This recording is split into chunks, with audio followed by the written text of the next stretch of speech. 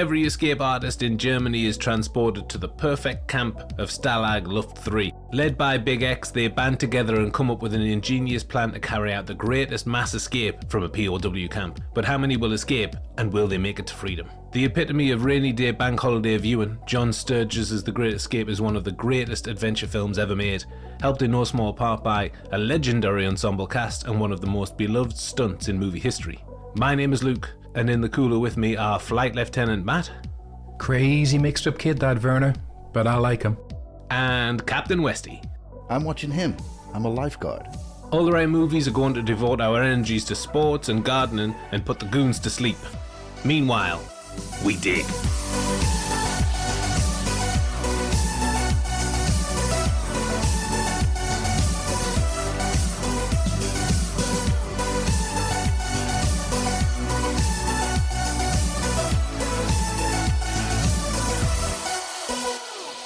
Tally bally ho, everyone!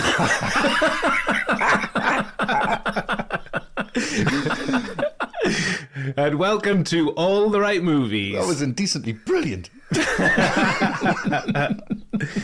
podcast on classic and hit films guaranteed to harass, confound, and confuse all listeners. Oh, yes. Oh, yes. We are well behind enemy lines this week as we discuss the universally beloved World War II romp, The Great Escape. And a romp it is. It is. A huge film, a huge romp. Indeed. Who doesn't love a romp, Westy? Exactly. Now, before we start tunneling, we're going to let you know about the benefits of being a patron of All the Right Movies. Indeed. You've heard it before, but now more than ever, you are missing out on hundreds of hours of additional movie podcasts. Mm-hmm. Yep. First up, you have our podcast archive, which is bursting at the seams with classic after classic. Only the last 20 episodes like this one are available to one and all. The rest are only available in our podcast archive. Mm-hmm. And you can sign up on Spotify, Apple Podcasts, and Patreon for that. Worth its weight in gold. Indeed Yes. it is. But also, if you sign up on Patreon, you get access to 2 brand new podcasts per month. Our exclusive shows, Double Feature, and our movie review show, The Watchlist. Yep. You do indeed. Not to mention our archive of podcasts created specifically for Patreon supporters. There are over 70 episodes of our Patreon shows, so that is overall over 150 podcasts that you can't listen to anywhere else. Amazing. Massive. No rations from All the Right Movies. No. So for all that and more, sign up at patreon.com/alltherightmovies. It would really help us out if you can. It means we can keep on spinning all plates on our podcasts, social media, YouTube, website, all of that. So thank you everyone in advance. Yes, thank you so much, Thanks, guys. It guys. really is a massive help. Huge. Yeah. Also, we've spread our wings on social media, so if you are on Blue Sky and Threads, be sure to check us out. Threads, we are at all_the_right_movies. And on Blue Sky, we were at alltherightmovies.com. Lovely. Yes, we are. Don't hesitate because we're getting a lot of take-up on those platforms, so please do. Please do, guys. Now, back to Enemy Base, Matt. Mm-hmm. This was your pick. It was. Oh, and a big one it was. Why do you want to talk about The Great Escape? Well, I mean, I think this film, it's so embedded in our culture. It's quite different to a lot of films we cover where we all say, I remember the first time I watched this. I generally can't remember the first time I watched The Great Escape. It's just always been there. And it is a bit of a cliche, but it is true. If it's the Easter bank holiday, The Great Escape is on telly. If it's Boxing Day, The Great Escape is on. Yeah. Everyone knows it. And the other cliche about it is true as well. Like, if you're flicking through channels and you come across The Great Escape, it's staying on. Yes. Doesn't matter what point you've joined the film, you're watching it from that point because it's so easy to get into. You don't have to play catch up. You can just relax and have a great time with it. Mm-hmm. As you mentioned at the top, the cast, just a staggering ensemble. It's an incredible true story. And just from my personal perspective, it's always slightly bothered me that our output on this podcast, it's so post 1970. And I'm really keen to start redressing the balance a bit. You know, cinema did exist before the 1970s. We've done Rear Window, and that's it. So I think The Great Escape, it's just a perfect fit. Nice. Yes, I totally agree. Like many films in this genre, The Great Escape was not really part of my youth, unlike you, Matt. Movies from the 60s and beyond with a 2-hour plus runtime put me right off when I was younger. Well, I still do now, I right? was going to say, you're younger. Nothing changed. No? So my first viewing of this was in my mid to late teens. I think it was re-released on VHS in this wonderful package. So I bought it for the package alone more than anything else. It was kind of like a green package. It felt nice to the touch. Yes, another one you mean. I had that. Yeah. That's advertising for you, sucking me right in. If it weren't for that, I probably wouldn't have seen it until recently. And the last time I saw it was at Easter this year, Matt, as well. Yeah. Mm-hmm. But I would have been hugely missing out if I hadn't seen it early on in my youth, because it's an absolute doozy. Yeah. A true movie classic from a bygone era of films that they just do not make anymore. No. It's funny and charming, but doesn't forget the peril that these men face. And I am a sucker for an ensemble cast. This is one of the best. It is. Yeah. Whips along at a breathtaking pace, a rip-roaring time, and I think it's justifiably a Stonewall classic, and it's got one of the great movie posters. Oh, yeah. Yeah. This is incredible. And we've done over 100 classics. Like you said, Matt, it's time we spread our wings and cover more pre-70s films, and what a way to do it. Yeah. What about you, Westy? You've got to love this one. Well, I mean, you know me too well. I know you And too well. We're recording this on a Sunday, and I've just watched it again, and I really had to prize myself away because it wasn't finished. It had about half an hour left, and I thought, fuck, I've never done this before, but I had to just leave it and come and well, it's fine to leave it and come and talk about it, I guess, but it's like one of the only times I've never really finished it. It's like Matt, it's always been here. It's always been around for me. It's a massive Sunday film. It's every time I put it on, I can like smell the cooking. I can smell like Christmas dinner. Nice. There's so much noise going on, but you don't need all the dialogue in the film. You can have all the family around it, and it's still on. Every single character is just huge, and it's like you can just root for whoever you want to. And everyone's on a level, on a par. It's such a watchable film. Like Matt said, you can go in at any time. Like you can put it on and say, I'll put The Great Escape on, go and do some hoovering or whatever, and then come back and just watch a little bit, and then go do something else. And it's just like you can do that put it on 2 or 3 times a day, and it's just so varied in its approach to all these different things, and the way it's tied together by Sturges, the way it's acted by everybody. It's just so beautifully made as a complete piece, as a complete film. It's so comforting. It's just like a best friend. It never lets you down, and every time it finishes, even though it's really dour. Even though we'll get into this, like it's not a happy story whatsoever, but boy, do you feel good when it's finished. Oh, yeah. You just feel like $1 million. And That's a magic trick, that, isn't it? It really is, and I think it's just so well done, and I can put it on for anybody, and I know that my kids will sit and watch it. I know that my dad will sit and watch it, my granddad used to sit and watch it. It just spans everything, and it's got something for everybody. So yeah, I'm very excited to talk about this one. It's been a long time coming. Yes, it has, very much. I'll just pick up on a thing that you've said there, Westy. You mentioned about the cooking, you mentioned about the hoovering. Yeah. It really is that ingrained in kind of home domesticated life. It really is. The Great Escape. It just blends in. It does. It's like an environment in itself, and it creates just such a warm environment. Just with it merely existing on the screen, it's fucking fantastic. It is. It's wonderful. Yeah. The Great Escape was written by James Clavell and W.R. Burnett, based on the novel by Paul Brickell. Produced and directed by John Sturges for the Mirisch Company and distributed by United Artists.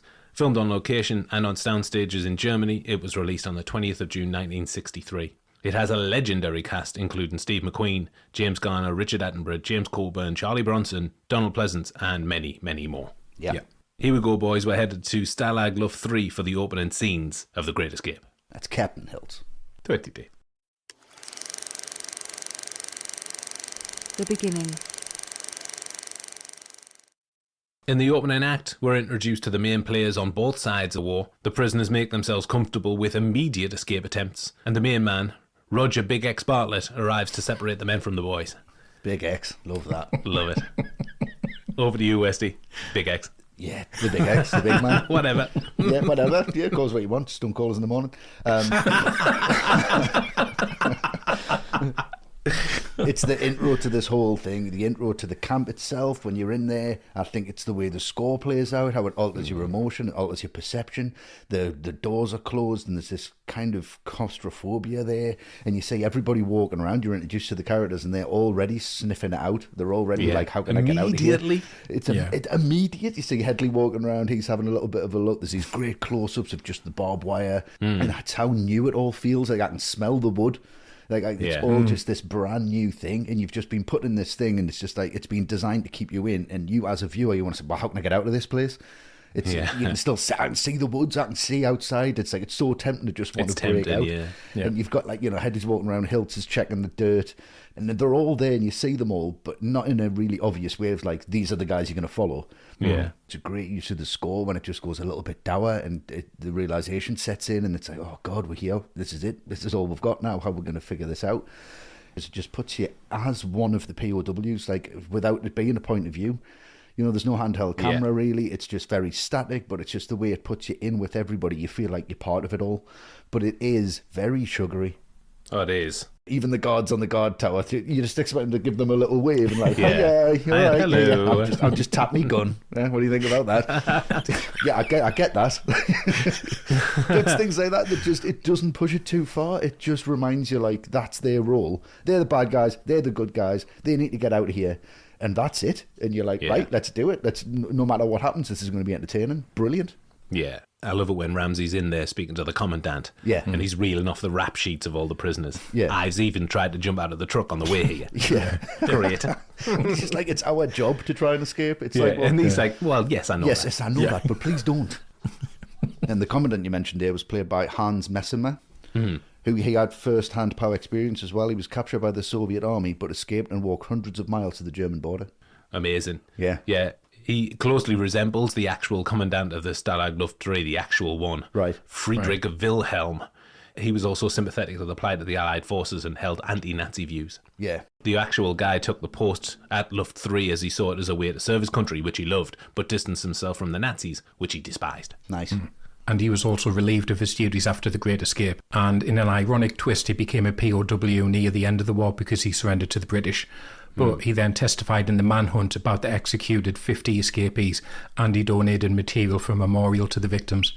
Right. Yeah. He feigned mental illness to get off with what they saw as the war crimes of letting the POWs escape. Yeah, because they testified for him, didn't they, when he went on trial? Yes. Incredible stuff. They actually did respect him that much. Yeah. And that comes across on screen. Oh, it totally does. You know, it's a hell of a thing, really. It is. It's great. Yeah, I'm very much the same. I do love how this just sets its stall out immediately, because these guys have been there all of 20 minutes and they just go, nah, fuck this, let's go. Let's get out of here. It's unbelievable. It's unbelievable. No thought there's a tab. John is actually, here's a tab. Yeah. Like, no thought of just staying there one night to scope it out a bit and get some rest and get settled in. So, nope, straight out of there. But it's the variety of escape attempts which I love here. You've got Hills straight away working out there's a blind spot between the guard towers, and that's going to be important. So he's the logical thinker. Then you've got the likes of Ives and Danny, who would just, climbing up on top of the hut straight away and just throwing themselves ridiculous into the truck side under the trees. It's brilliant, but I do want to talk about James Coburn here and that incredible Australian accent. Like when he starts, what are you doing my coat, mate? Yeah, it's fantastic. Just say mate. That makes me sound Australian. Yeah. Yes. He will be Australian then. Yeah, Knuckles. He says Knuckles. What? Knuckles. Knuckles. Yeah. Like, Knuckles. Bob Yeah, Hoskins. Knuckles. I mean, it's ridiculous, but that fake fight, it does set the characters up really well, because it tells you how experienced they are at escaping. They've got the plans already in motion. And then it follows on. You got the brilliant scene between Coburn and Bronson as Danny when they've stuck into the line of Russian workers. Yeah. And Cedric asks Danny for some Russian. Ja was lublю. Ja was lublю. What does that mean? I love you. What bloody good is that? What bloody good is that? I don't know. I wasn't going to use it myself. Brilliant. That's Then great. walks off. He then just walked off. Yeah, so I think this exchange is really important because it helps nail the tone. It says, this isn't going to be grim or dour. This is going to be fun, actually. This is going to be, as we've been saying, a big adventure. I do love it when the big man shows up. Big X, Roger Bartlett. Here we go. You know he's the main man because of the reception he gets from his fellow prisoners. Yeah. It's the other people's reaction. It's like, don't make a big deal. They might not know who he is. Like, he's a big deal. Yeah. I'll warn this guy. I'll warn the other one. Yeah. Love it. Yeah. But when he goes in to see the commandant, he kind of looks meek and unassuming and almost malnourished, the way he's kind of hunched over. Yeah. And it's set up in this scene on account of Roger's former escape attempt. If he escapes again and is caught, he'll be shot. Yeah. And that's exactly what happens. Really like that. In this scene as well, you've got the cracks in the commandant's tough talk. He clearly isn't fully on board on account of his delayed Heil Hitler. Yeah. Very reluctant. Yeah. But when Bartlett is talking to Ramsey, we quickly learn what a wily old trickster he is. Once he knows almost the entire X-organisation is on site, he starts to formulate his grand plan. And there's some wonderful dialogue here. Ramsey says that all the rotten eggs are in one basket, and Bartlett says there's madness in their method. Love that. Yeah, great. And when Ramsey asks if the Gestapo gave him a rough time, Roger replies, not nearly as rough as I intend to give them. Yeah. Come on. Yeah. Yes. Yeah. This is the man. Yeah. Put all your money on this horse. He's going to cause such a stink in this camp. I love it. Yeah, he's brilliant. And that's confirmed in the planning scene with all the chaps. He's got it all planned down to the minute detail. And here's where we really find out the magnitude of the task at hand. No half measures. They're going to dig a tunnel over 335 feet, straight down 30 feet before they go horizontal. And not only that, there's going to be 3 of them, Tom, Dick and Harry. Yep. And they're taking out 250 men. A huge undertaking, but you absolutely never question Roger's ability to pull it all off. No. In the real story, in the spring of 1943, RAF squadron leader Roger Bushell, Bartlett in the film, outlined his plans for a mass escape from Stalag Luft III. The plan was for the escape to take place on March 24th, 1944, and that's almost a year later. That's unbelievable. Just planning every year. I mean, you need something to do. Well, what else can you do? Yeah. It just goes to show how much planning went into this. Like the film, they did dig 3 holes so that if one was found, the Germans wouldn't expect another 2 underway. Yeah. The plan was to get 200 men through the tunnel. Mm-hmm. Unbelievable. And the film does get pulled up for playing around with the facts, but the fundamentals are absolutely correct. Oh, yeah. So Big X has a plan and a willing group of chaps to help him out. Mm-hmm. Can he pull it off? Well, let's see. Of course he can. Of course he fucking can. Plans are in motion on Tom, Dick and Harry, and our boys are hard at work laying the foundations to keep the Germans blissfully unaware. Yeah. Including an ingenious way of concealing the surplus soil. That's indecently brilliant, isn't it? Let's be honest, I'll say it again. What do you think, Roger? It's brilliant. When he says it's great and then he asks, well, what do you think? It's wonderful. I mean, it's mental. It's absolutely crazy that this worked. And the way that it's shown in the film, it's so plainly shown. It's if the audience is like a 4-year-old child who doesn't have a clue how this is going to work. Like, we've already seen it work.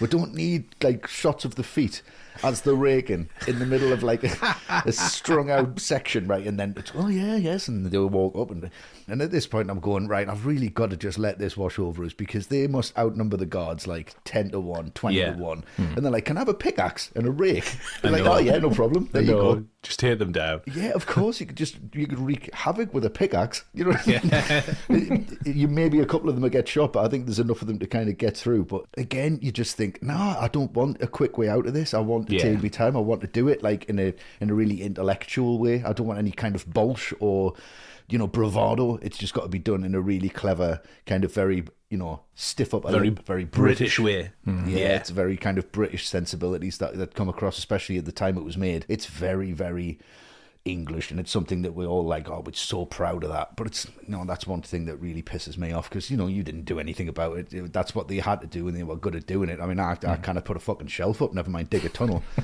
you know what I mean? It's generational, isn't it? Like, I couldn't do any of that shit. Yeah. It's like, if we were in a POW camp now, yeah. Well, we could play the theme tune probably on a trumpet, because someone would have it.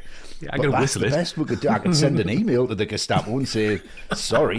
Come on, lad. Fancy a game of football or something, maybe. And there was so much of that kind of masculinity, because there had to be like that. There had to be, mechanics, and there had to be technicians, because they were pilots. They were just skilled. These people had these skills, and they put them to this really good use. And I think if people look back at that and go, that's what the British are like, it isn't. That's what they used to be like. Yes. Then again, not anymore. No. And we could say that about the Russians, say that about the Germans, say that about the Japanese. Anyone in World War II was incredibly skilled, and they did incredible things. It's a very romanticised version of what Of course happened. it is. It's very charming, isn't it? So charming. That's what I'm looking for. Just getting rid of some shit. It's 2 different colours. Oh, let's just charm the shit out of this. All right, fine. Like, none of it gets in your shoes. It's fine. Yeah, I know. And the real prisoners, they wore greatcoats to conceal the bulges made by the sand from the tunnels, and they got referred to as penguins because of their supposed resemblance to the animal. Yeah, so it's dirt here, it's not sand, but still. Artistic license. Well, of course, and there's plenty of that, but I mean, there must be other walking around like penguins. The Germans didn't twig at that. No, they didn't twig at that. Big long, that big, is a long dead coat giveaway. Middle of summer. What's wrong with them? It's like 2 kids standing on each other's shoulders trying to get into a film with a big coat on. To a nightclub. Yeah. You just imagine if you went down to the feet, it was just like 2 tiny feet with loads of soil coming out. Just like...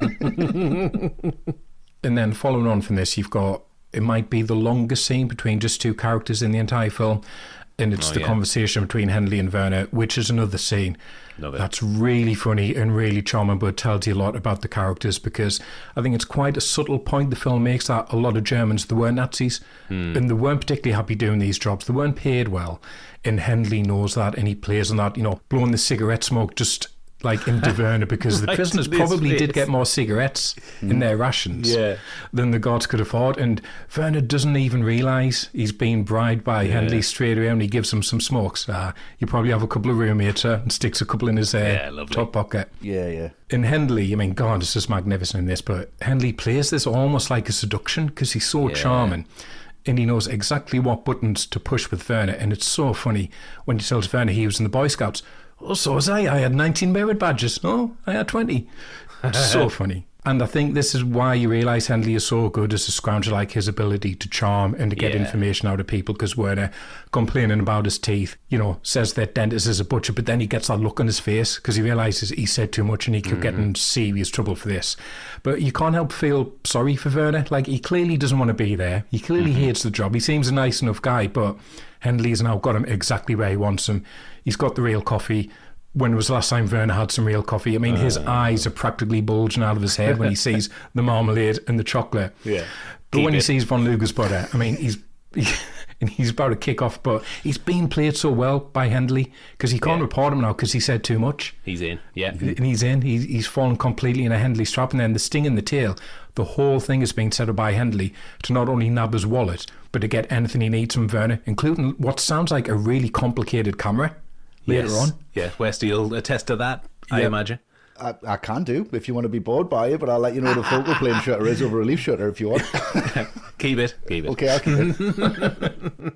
In that scene, Werner tells Hendley that he's not a well man. Life imitated art, unfortunately. Robert Graff, who plays Werner, died of cancer in 1966, just a few years after the film. Oh, really? Right. He's good as Werner as well. I like him. He's very good. Well, linking into what you were saying about distributing the soil out evenly, Westy, really love the attempts to conceal the escape work overall in the camp. Yeah. The segment just absolutely whips along. Cedric has made his air pump, the choir are concealing the racket created by the hammering. Great, if somewhat convenient timing, maybe. Very convenient in this film. The great convenience, it should be called. Colin has come up with an ingenious front for his forgery work with his bird school. Yeah. And the wood is taken from anywhere and everywhere to reinforce the tunnels. This stretch serves as a number of purposes, but it's mainly exposition, and it puts into practice the theory that Big X laid down earlier. Yeah. It delves into the detail about the escape, how things are actually done, the mechanics of the escape. It doesn't go overboard. It gives just enough to accept this progress without asking too many questions. Yeah. And you're right, Westy, those questions are beginning to build up. Yes. Yeah. Because I am thinking, how on earth did they have enough wood for that job? 3 tunnels. Yeah. And conceal that from the guards when Hiltz walks out of the barracks with 30 slats of wood from the beds. Yeah. How hasn't he noticed? That's insane. How do they fix the beds? But unbelievably, removing the boards was based in reality. Yeah. Roger Bushell, the Yeah. Big X, Yeah. he led by example and donated all of his bedboards, and he conceived of a string system to keep his mattress in place, but came crashing down, landed on his bunkmate at the first attempt. Love it. String? What do you expect? I mean, not exactly. I mean, come on now, I was expecting more from X. No. So these little scenes give you all the information, but do it in an entertaining way to keep you engaged. And if that means somebody has to do a pratfall through a bed, then by God, man, we'll do it. Of course. Never mind. Pratfall through a bed is always a winner. Always Of course it is. Always a Any winner. pratfall. Yeah. And in this stretch as well, we get the first signals that Cullen's eyesight is nowhere near up to snuff. Yeah. Which is a heartbreaking subplot and, ultimately gets him killed. But in reality, there was no prisoners with an eye condition as severe as Collins. Some forgers did suffer eye strain from working on the minute detail of forging all the documents. Oh, yes. And in some cases, it was so severe that they had to be taken off the job. And in the real camp, there was a team of forgers who were given help by anti-Nazi Germans, including some of the guards. Pleasance was cast after casting director Lynn Stallmaster saw him in the Harold Pinter play The Caretaker and loved him. But he actually was a POW in World War II. His plane was shot down over enemy lines, and he was held as a prisoner in Stalag Luft I until the war ended. And while he was there, he honed his acting skills, which acted as entertainment for the other prisoners. Nice. Very nice. Yeah, there's a load of stories. So pretty much all of the cast and crew were in the war on some level. Yeah. But despite his first-hand experience, Pleasance was given the cold shoulder by Sturges when offering advice. That is until Sturges was told that he was a prisoner of war and consulted him on a daily basis. Right. And as we're on the subject of exacting the master plan, we've got our first question from an ATRM patron. Oh, nice. Okay. We mentioned Patreon at the top, and this is one of the benefits. Submit your question for the film that we're covering, and we'll answer them on the show. And that is what we're going to do right now. So our first one is from a long-time patron. It is Kim Jackson. Hello, Kim. Oh, hello, Kim. Kim says, thank you for covering one of the greats. Our pleasure. Our pleasure. Of course. She says, my compound question, if you wound up in a prison camp, would you have tried to break out? And if so, how would you have tried? And what, if any, vehicle would you have chosen to help in your escape? A similar question also came from Stefan Rossi as well, so shout out to Stefan. Hello, Stefan. Okay, hello, Stefan. So, Westy, if you wound up in a prison compound, I think we all know what you're in for, but Yes. how would you escape? We all know what you're in for, yeah. Let's not mention it. No, we'll not mention it. It's fine. We'll just Soldier on. discreet veil over that for now. How would I escape? I certainly wouldn't go in that fucking tunnel. I'll tell you that much. I couldn't. Claustrophobia. Too claustrophobic. Couldn't do it. And even just the scenes, you know, when the soil falls on Danny, it's like I can't take it. It's just fucking too much. Yeah. So it would be over the top, very much like Ives. I love it. But I wouldn't be as depressed. I'd be like, hey, look over there, and then just try and get over as quick as I could, something like that. What the hell is that? Like Biff. Yeah, what the hell is that? And then just jump over the barbed wire. I'd have to go over the top, or I'd have to cut my way through, Right. and then just sprint to the trees. I think. Right, That's the okay, only you way I wouldn't could do tunnel. it. Nah, I'd need the fresh air. I'd need that kind of push. And vehicle, I would probably find a tank. Tank. Yeah, Because, yeah. you know, it's Impenetrable. Exactly. Failing that, maybe a train, but I'd need some train cans. So let's see what was available. You can't go on the train without a few cans, can you really? They're definitely going to tell you British doing that, though. There's a Brit boozing on the train. Definitely Carlin. Brit. 4 cans of Carlin. No, some kind of continental lager. Foster's, something like that. Yeah. Miller.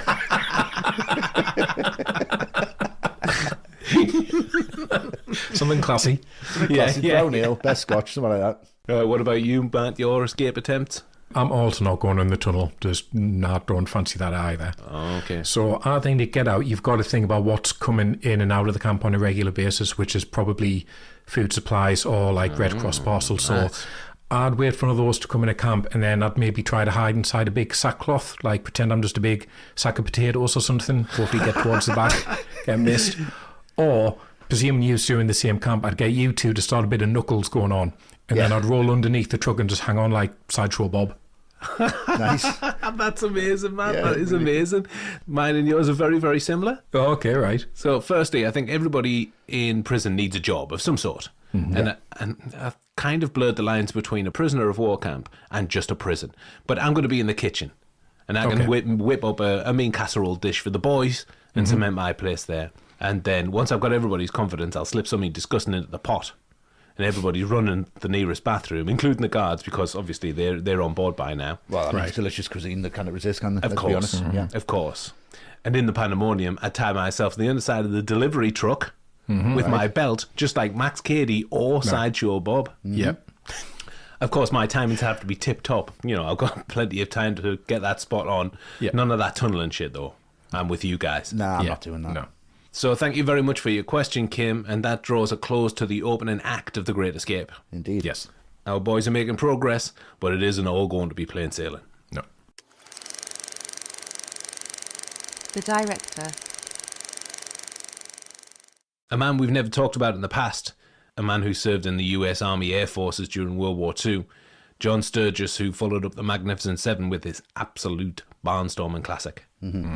Westy, what do you think of his work on The Great Escape? I mean, firstly, I love The Magnificent Seven, and I think you can see a lot of what he learned in that film coming over to this one, especially with the ensemble cast. I don't know any director who commands that much respect, where everyone will just be like, yes, just whatever John says will go. Like, he is Big X, isn't he? He's just like, Yes, that's he is, the guy. Yeah. And he's in charge of not only the tone of this, but also the pace of it. It's a big story. It's a really big undertaking. He's got to get all of the facts right, which I think he does. He does take liberties, but he does it in such a really entertaining way. I think what Sturges brings to this is, like, I would imagine him being a really hard man, but I think it's a really light touch here. Yeah, very much. It's very, very respectful, I think, of both sides. I don't think he plays the Nazis as these cartoonish bastards. I think everything that they do is kind of morally incorrect, but they know that until you get higher up and you get Gestapo members, and then they're a little bit more jaded. But I think he portrays, like the Nazis in this especially, as if they're brainwashed, as if they believe in something that's been thrust onto them. It's a duty for them to do this. He doesn't paint them in such a negative light, and at the same time, he doesn't make our guys really heroic either. They do have flaws. They do what they can, and I think he brings that to the table, and he wasn't scared to say, like, for me, if I was going into directing this, I'd be like, right, I've got Steve McQueen, that's it. He's the star. They're the baddies. He's the main guy. Everyone is going to fall around him. But Sturges gives everyone this just incredible space, incredible time, and the way that, you know, he works with the camera, the way that doesn't really seem apparent in any of the scenes. There's nothing where you kind of go, oh, there's the camera there. It all just feels part of it. It's so well blocked. It's so well shot. It's so well thought through. And when I watch this film, I feel like I'm in very, very good hands. Very, very safe hands. Magnificent Seven isn't as tight as this. But fucking hell, he's learned a lot in 3 years, and he really tightens the screw with this film, and he does it beautifully, to the point now where you can put it on for anyone and they can't deny that it's absolute top tier filmmaking. Oh, it is. It's magnificent. Yeah. Matt, what do you think of Sturges' work here? I think his work is why I said at the top, this is such a good example of a film where you turn it on at any point and you're happy to watch it, and you don't think, oh, missed the first 20 minutes, I'll not bother with the rest of it. It's a film that feels like it's nothing but a series of highlights. Like, when people talk about this film, it just becomes a series of just going, oh, but that bit's good. And do you remember that bit? And when he gets claustrophobic in the tunnel, and then the bike jump. And I think that's because Sturges shapes every scene with equal importance, and he paces every single scene perfectly. There's not one scene in this film that outstays its welcome, and it's like he's playing poker, and he's just got the perfect hand every time, and every card he lays down is a winner, and there's another winner, and there's another winner. And that's why you can have scenes of, like, the unlikely friendship between Hendley and Colin, but they don't linger too long, so it doesn't become a drag and you don't get bored. We've mentioned the scenes of the dirt disposal. It's short and snappy, then it's out of there, and then you're into the next scene, which is just as important. How are they going to make all these uniforms? And then the tonal shifts are remarkably well done as well, so you can have the comedy aspects like Hendley and Werner's conversation, but then you can have the tragedy of Ives coming up, and it fits perfectly side by side, and the whole thing just romps along with this real pace. And this, for me, it's one of the most sharply edited films I've ever seen. Not sharp in like the Paul Greengrass sense, where like every edit is like a punch in the face, but sharp in the sense that he keeps this film moving. Even when it's restricted to just being stuck in the camp for the first 2 hours, it's never boring for a minute.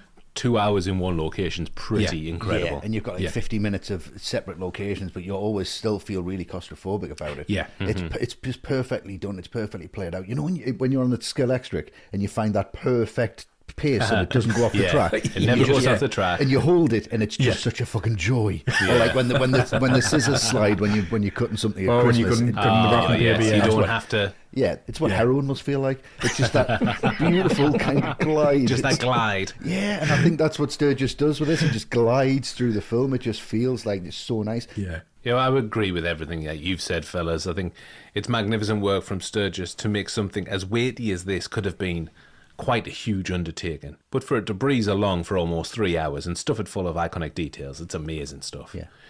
What I'm most impressed with is the clarity that he brings to production, particularly considering the size of the cast. Having to deal with that many characters and potentially that many movie star egos is no mean feat.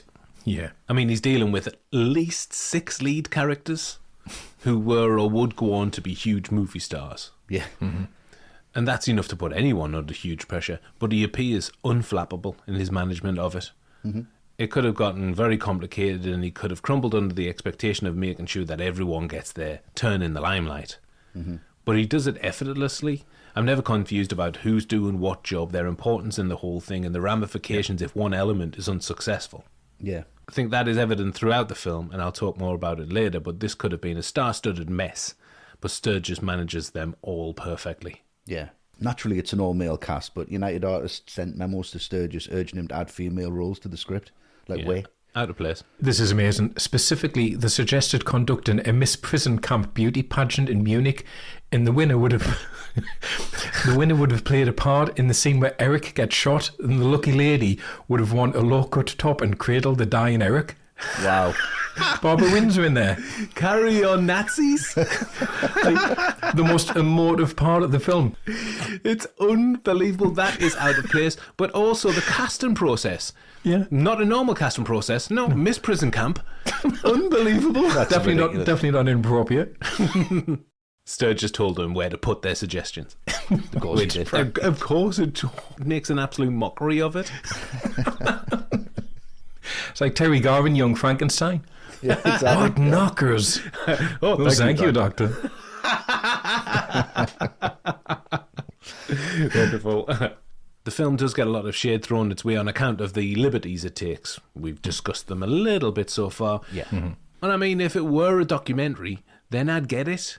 But what really is the problem? This is a film. It's based on true events. It says right at the top. It's like what we said on the last episode about Apollo 13. Yeah. Yeah. They had to amp it up because there were calm as cucumbers up there, and that's not going to make it very interesting. No, it's it's the not. same No. here. Sturges and production took on board advice from real prisoners of war. There were some details, like the help that they received from their home countries, maps, tools, etc., that the prisoners of war asked to be removed from the film to protect any potential future escape attempts in whatever wars that might come up in the future. Yeah. The film was shot entirely on location in a film studio in Bavaria. The barracks and the tunnels were built on studio sound stages as well, which I can't really tell. No, it looks completely legitimate. Yeah. Mm-hmm. Fortunately, just next to the sound stages was a dense wooded area, which was perfect for the escape scenes. Sturges did have to subvert some red tape to film at this location, however, because saplings had been planted as part of the German National Forest and they could not be destroyed. Yeah, so Sturges put a call into the Minister of the Interior and agreed that he could demolish the trees to be able to film in that spot as long as they planted twice as many saplings as replacements at the production's cost. Right. Well, okay. right. Judd Taylor plays Goff in the film, Hilt's over-eager American friend. Oh, yes. Very over-eager. Yeah, he he loves throwing him in the baseball. Yeah, he really loves does, it. Every single time. He said that the camp was so authentic that a man walking his dog past the set and nearly had a heart attack because he thought he'd stumbled upon a real POW camp. Wow. Yeah, he had to comfort him and tell him, it's all right. It's just a film. I'm not surprised. It looks amazing. It does look amazing. It is amazing. Yeah. Yeah, and as we've kind of been alluding to, Sturges did want to make the film less one-sided. He wanted to show not all Germans were supportive of the Nazis, so we've mentioned von Luger, how sympathetic he was to the prisoners. And if you pay attention, you'll notice he releases Hilts from the cooler after 15 days, not 20, because he's got the chalk marks on the wall. Yes, that's right. Nice. Yeah. Sturges was loved by the cast. Coburn said he had great faith in the actor and he would storyboard everything. He never talked to me about the character or anything. What was in the script was what was shot. What was on the storyboard was the way it was shot. You can tell that he's a meticulous man. Oh, yeah, definitely. Very much. Next, we've got our second Patreon question. This one comes from Jacob Perry. Hello, Jacob. Hello, mate. Hello, Jacob. Jacob says, I just gave this a first viewing in anticipation of the podcast. A Stone Cold classic and one that I wish I'd gotten to earlier. Oh, nice. Jacob asks, what are examples of classic films that you haven't gotten around to seeing yet and looking forward to? God. Thanks as always for the great movie content, Jacob says. Pleasure, Jacob. Yeah, Thank you, Jacob. Thanks for the question.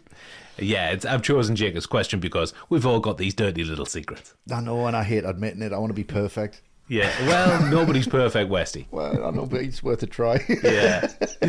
Classic films that we haven't seen, resulting in everyone going, you haven't seen Citizen Kane? Yeah. So there's my starter for 10. I haven't seen Citizen Kane. Right, okay. Yeah, I know it's about roses and snow or something like that. Yeah.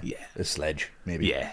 That's about the ending now, so you don't need to watch it. Yeah, rose hip or something like that, he says. Something That'll like that. do. Other Stonewallers that I haven't seen, there are a lot, but I'm just going to give you two. The Searchers, haven't been anywhere near that. Wow. Yeah. Right. That's surprising. Yeah. That's something we'll have to remedy. Yeah, I know. It's on my list and I do want to watch it, but... There's no fucking list. You're full of shit. We know it's a Western, Luke, and we know your opinion of Westerns. Lawrence of Arabia, I haven't seen that. Okay. Right. Yeah. That's amazing. Yeah, I'll bet it is. I'll bet it is. Yeah. But, it is amazing, to be fair. The list goes on, but I'll stop there. I have seen Sleepaway Camp 3 Teenage Wasteland, though, so I think that balances things out. Everything's balanced. Yeah. You don't even need to see Citizen Kane. I mean, that was a high influence on that. Like the I Monkees and the Beatles. really have seen Sleepaway Camp 3. Of course you have. I know. That's outrageous. Yeah.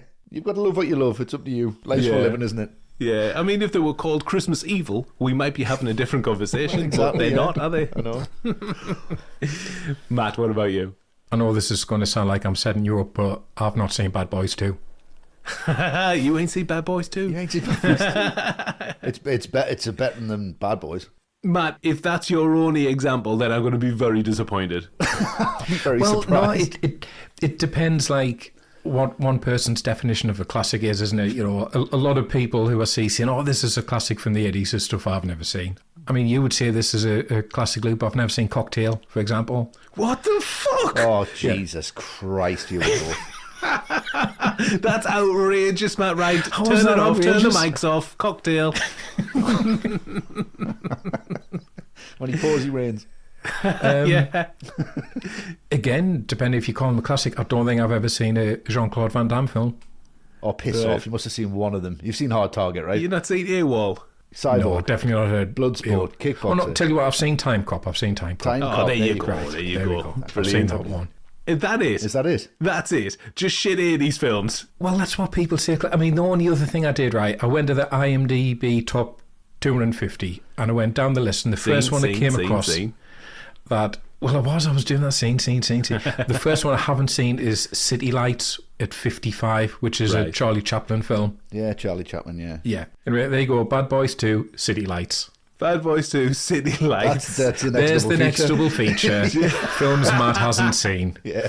Jesus Christ, Matt. Right, well, you've shamed us all. Well, you've certainly shamed me because I've got absolute classics that I have got nowhere near. And you're, Yeah. I haven't seen Bloodsport. No. Mental. Not supposed to have. It's fine. What about, no, that's not shameful at all, Matt. What about you, Westy? Yeah. I actually answered the question, and there's some that I kind of looked for, and I don't know if I've got the energy. Right. I know I'll probably enjoy them, and I hear them talked about a lot. And Brilliant. There's likes of Dr. Zhivago. Okay. I Right. don't know if I've got the energy for that. No, It's I haven't seen that probably either. magnificent stuff. Gone with the Wind. Never Too seen long. that. I just don't know if I've Too got racist. You know, Too well, racist. It's really racist, and it's frankly my idea. I don't river dance or whatever it is. Give it down. Give it down.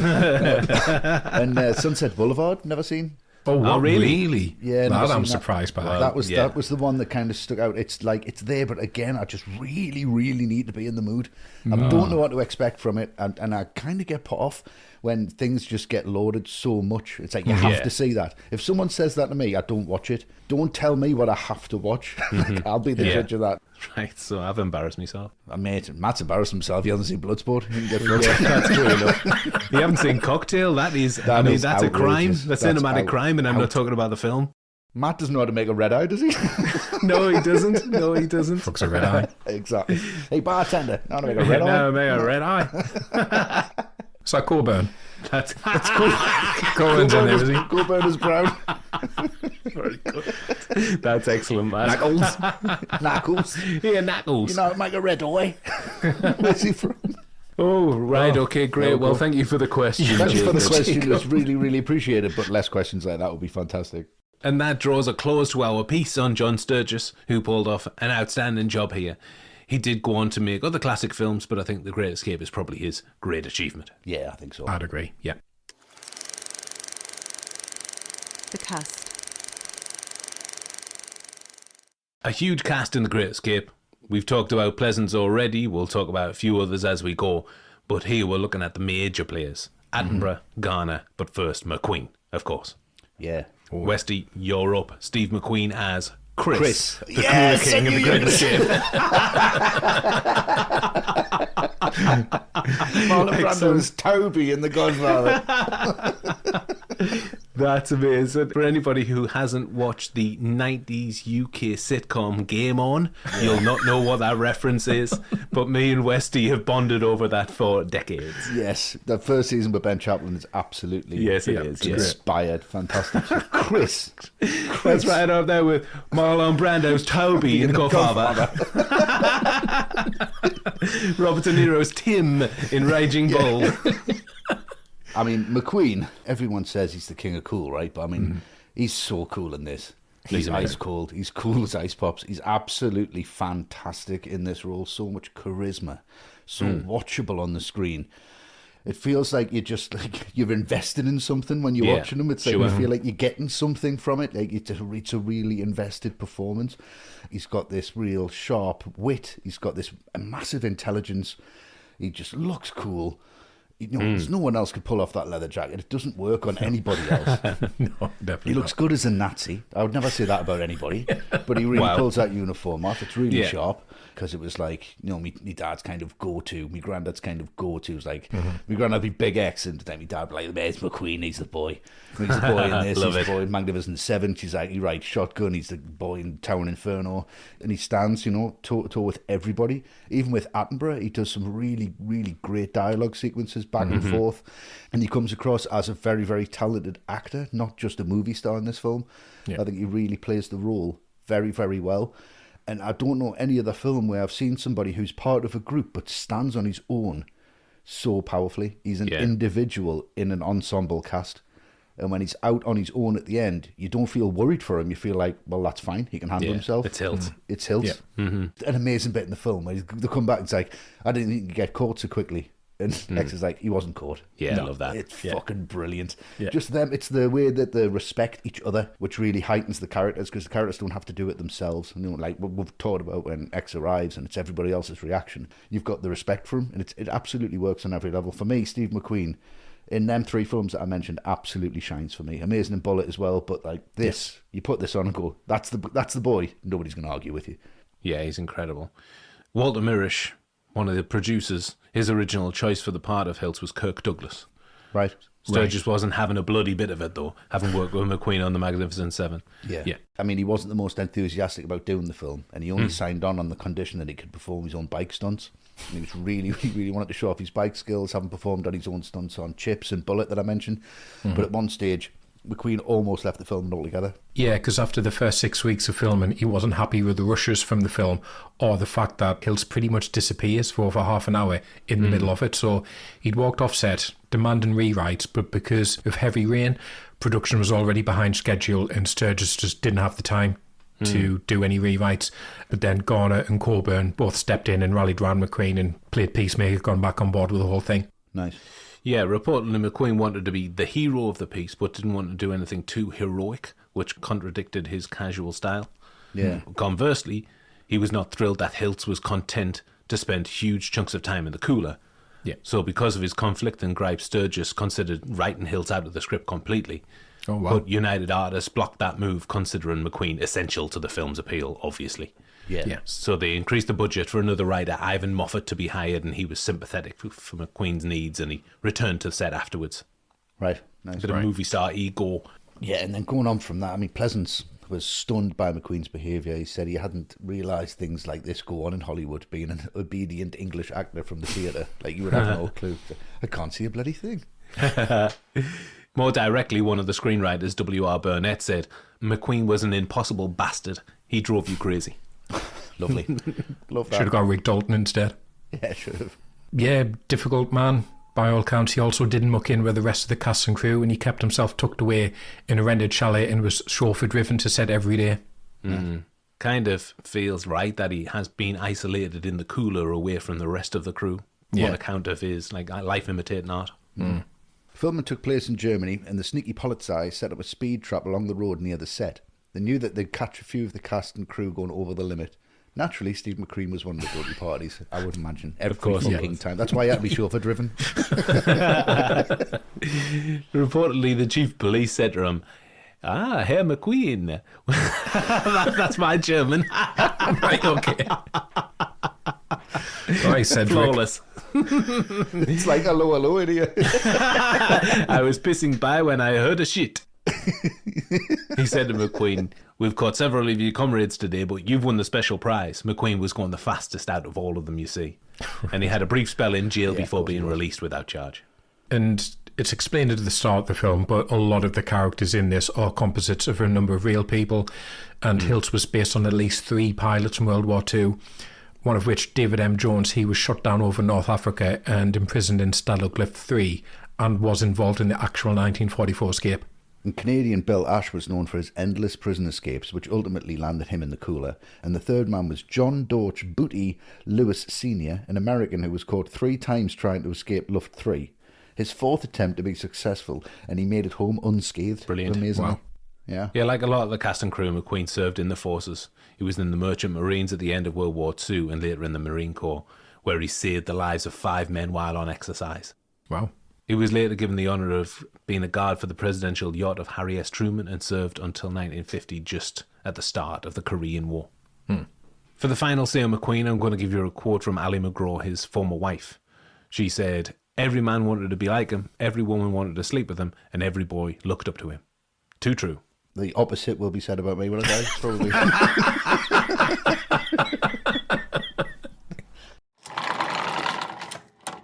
The English rose between 2 American thorns. It's Dickie Attenborough as squadron leader Roger Bartlett, a.k.a. Big X. I mean, just imagine if your nickname was Big X. That'd be class, Yes. wouldn't I it? don't think I wouldn't be able to handle the responsibility. Well, that's of it. It's responsibility, and that's what Attenborough does. He just pulls that off so well. Because the thing is, I think he has this image from the 80s onwards where he's this cuddly, avuncular character. You know, he directs Gandhi, and then he's John Hammond, and then he's Chris Kringle. Like, who doesn't love him? But I think that overlooks that he has real depth as an actor. And before the 80s, he was an actor. I think he had a lot of edge in his performances. Like, if you've never seen 10 Rillington Place, go and check that out. Brilliant. Yeah. Unbelievably creepy in that. And when he started out, he was doing a lot of British gangster films. And he was seen as a bit of a tough guy in British cinema. And I think that's what he brings here because, you know, Bartlett does have a bit of steel to him. He's the guy because he's in charge. He'll go around kicking people's asses to get the job done. He's the guy who'll tell Colin, no, you can't go because you'll be a risk to everyone. Yeah. So he's not the cuddly Attenborough. And I think he just brings this real presence. And, you know, in real life, obviously, he was quite a short man. And you can see in some scenes the likes of McQueen and Garner, they kind of tower over him a bit. But there's no sense that they overpower him as an actor or as a presence in this film. Like when you see him at the start, as we've been saying, you're like, well, who's this guy? Arrives by himself. He's in handcuffs. He's clearly important. So I think Attenborough just brings this authority. He's very unflappable, you know, and it's just this really lovely contrast to McQueen because, McQueen is unbelievably cool. Of course he was, but Attenborough is also cool, but in a very different way, in a very British way. There's just something really authoritative about him. Yeah. Pretty nerveless under pressure, and I think this performance, there's something a bit theatrical to it. Like he can have lines like "You appointed me Big X," and he can really sell it. And I think some actors would not have been able to sell lines like that, but Attenborough just knocks it out the park. I think he's really great in this.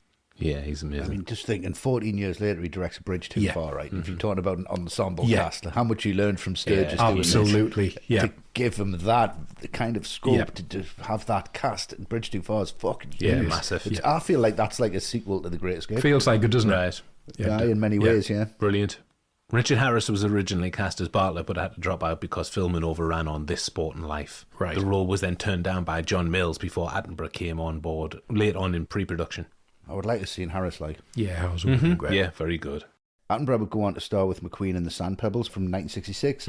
Later, Attenborough would reveal that he didn't get on with McQueen at all. He didn't like that McQueen would constantly vocalise his dissatisfaction at things on set. Just very much a action star persona, wasn't it, I guess?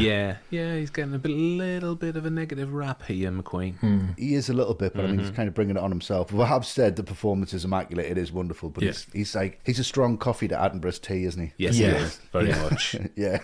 I think old Dickie had more of a stiff upper-lipped approach. Reserve in the face of adversity. What?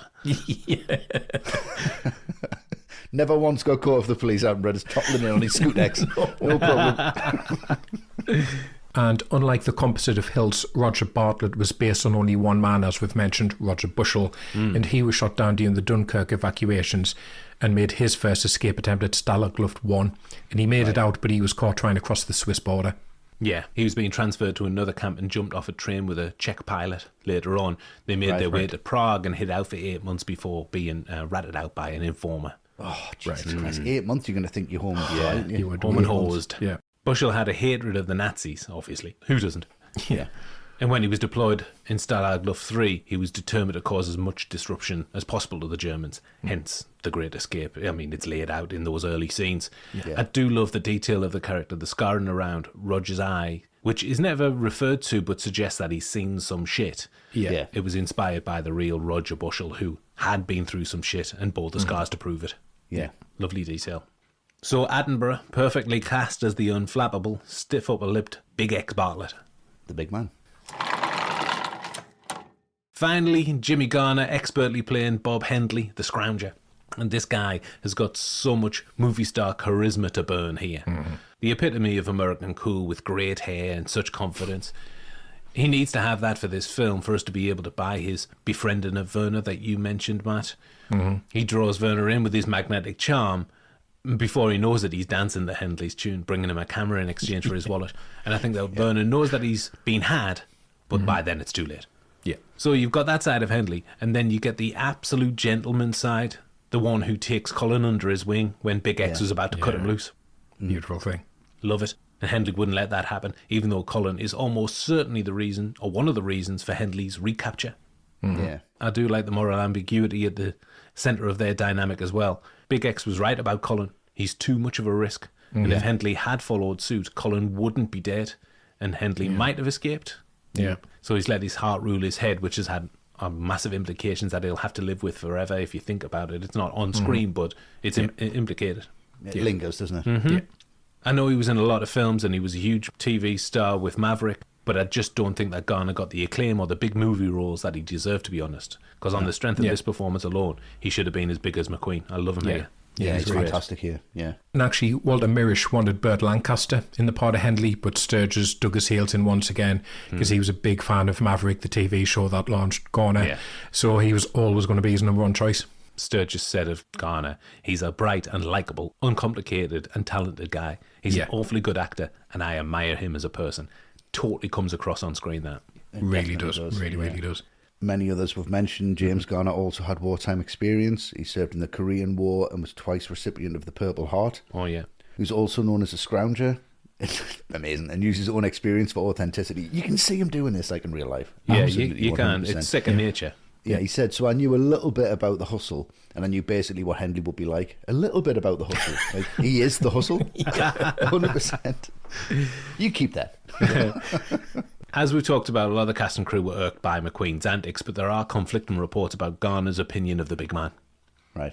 Yeah, Sturges said McQueen and Garner got on quite well because they had a lot of common interests. As he said, both were interested in cars and racing and that sort of thing. So there were reports that Garner took to McQueen quite fondly. He started wearing turtleneck sweaters in real life and for the film, the costumes for the character. Nice. And he even lobbied Sturges to add more dynamism to his part, just like McQueen's. But instead of taking that as flattery, McQueen got paranoid that Sturges favoured Garner and started to be difficult on set. Right. On the contrary to that, though, Garner was quoted as saying that McQueen was a pain in the arse, a movie star, but not an actor. But I felt like he is an actor in this, not a movie star. So it kind of backfires, doesn't it? So that was Sturges, I think. Yeah. But he was not a fan of Charlie Bronson either. He also called him a pain in the arse and fell out with him when Bronson lost a game of poker with an extra and didn't pay him. Oh. No dice, this is an over. That's my car. Hey, that's my car. During the break in filming, Garner and John Layton, who plays Willie, they visited Munich and got caught up in these Schwabing riots where students were uprising against the conservative morals of the older generation. Right. And Garner got into some trouble with the authorities and later had to apologise for fear of being deported. Wow. Sticking up for the students. So three of the best in an outstanding cast. We could have easily swapped out Attenborough, Garner, and McQueen with Coburn, Pleasance and Bronson. Yeah. Coburn's Australian accent is worth it in this segment alone. Definitely. Definitely. And Bronson's accent. Why haven't we mentioned that yet? I dig. We must get more food. But I think we'd all agree that the majority of the cast put in career best performances. Absolutely do.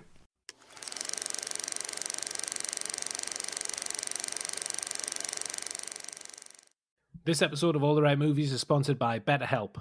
Without a healthy mind, being truly happy and at peace is hard. The good news is therapy works. But what is therapy exactly? It's whatever you want it to be.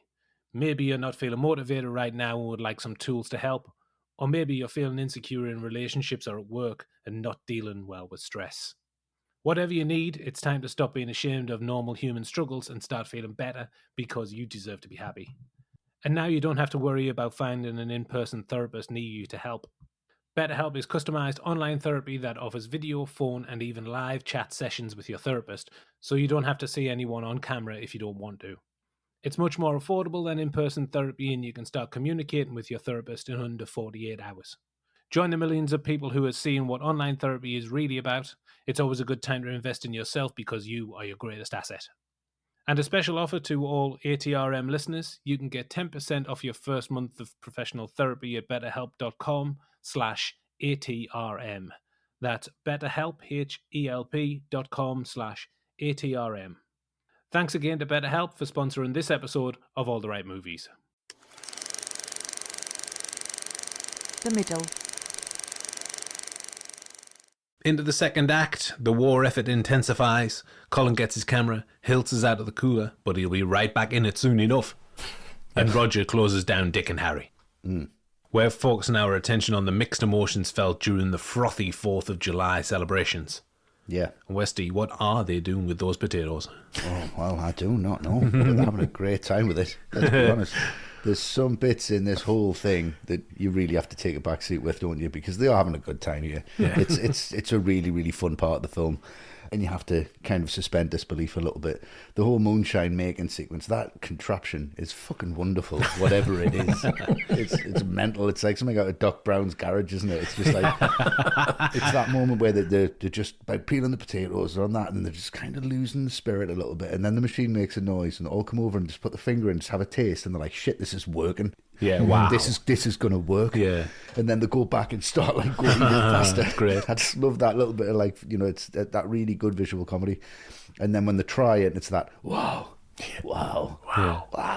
There's explosives here the next day. Where's he getting fucking explosives from? In a prisoner of war camp from a wheelie bin? It looks amazing, but it's like, just blow the blowhole in the fence then. Yeah. You've got access to this kind of shit. Or in the Germans' faces. Yeah, you've got loads of moonshine, which I would imagine is incredibly flammable. Yeah. Just burn the whole place down and leg it. What's the problem? Burn the guard towers down, cover them in moonshine on the night time, and blow them up if you've got all access to this stuff. But it's just great. Willie's reaction to this, if we're going to do like an overacting moment, when he's like, it's the 4th of July. But he's really good on that flute. McQueen, like, he's giving it 6 out on that. Really amazing on the drums, bouncing around like John Bonham. Yeah. Absolutely amazing. Loads of paradiddles in there.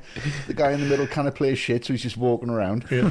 It's the relationship, I think, from McQueen and Garner that we're talking about. You can see in this sequence, you can see that they kind of respect each other. That's and they're bouncing off each other. And the two big personalities filling the left and right of the screen, so it's just both of them have the place. You can tell this is pretty much ad-libbed. I would argue the toss that this was ad-libbed. It's like, don't get any on your clothes, no smoking while after you're drinking, no smoking while you're drinking. This thing, you'd tell that's just really playful. I love that. But I love this whole sequence, which ends really dour, really kind of downbeat, and brings you back to reality. But just for that one moment, it's a really nice place to be. Yeah, it is. Yeah, I mean, you've said there, Westy, about the improvisation during this scene.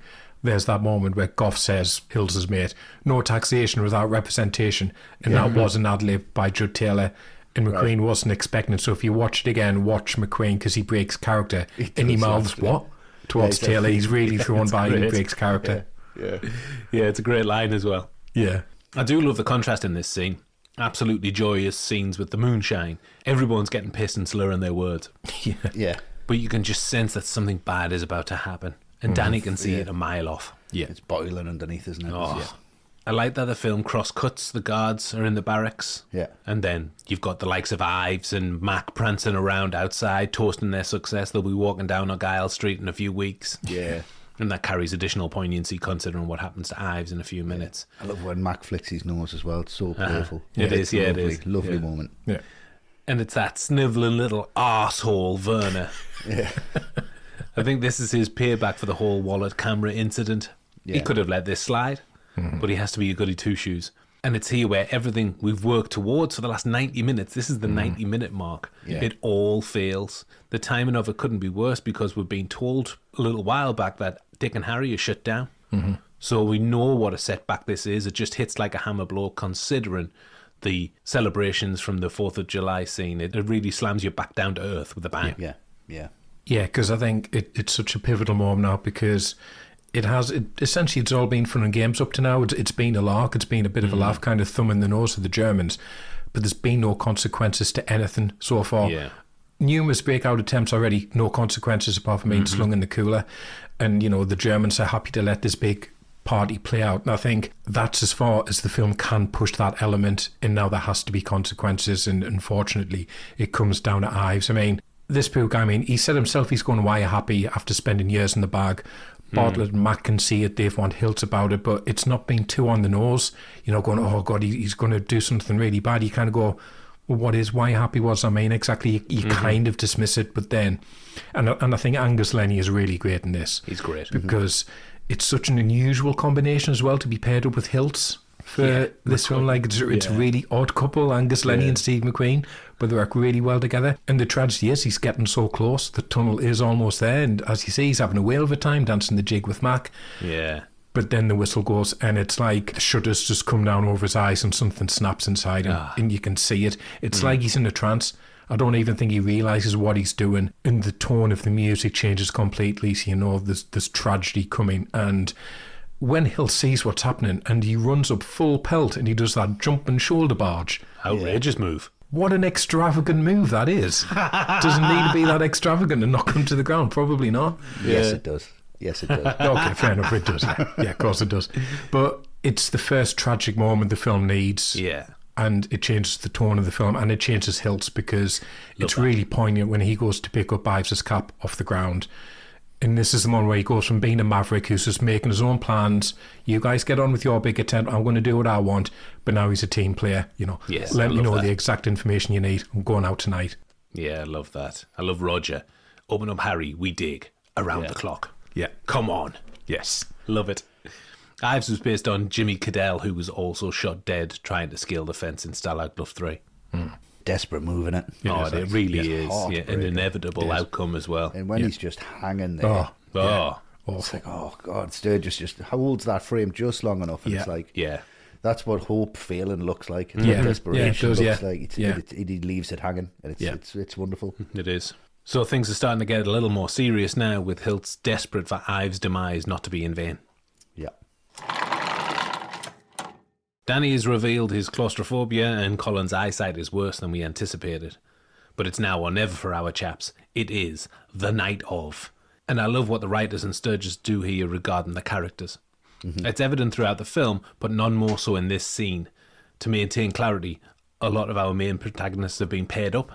This happens right at the start, and it's seen all the way through to the end. Roger and Mac, Danny and Willie, Hendley and Colin, they've all shared scenes in the film and become kind of dependent on one another.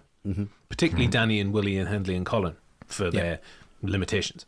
Yeah. And it really reinforces one of the themes of the film, sticking together, working together in the face of adversity. Just like Hilt's coming on board now, he's a team player. That's how we'll win this bloody thing. Yeah. Love that.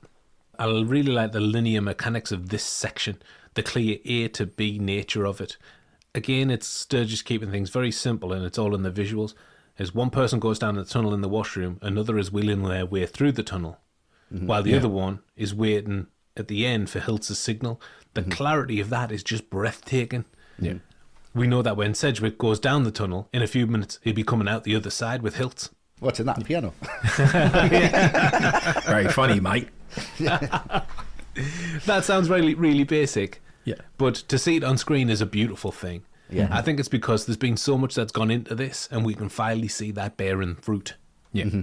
And just on a very basic level, I think there's something utterly thrilling about these scenes on that rudimentary track that they've created, whizzing from one section of the tunnel to the other, tapping the wheels with a garden trowel. Yeah. And that is a great visual as well.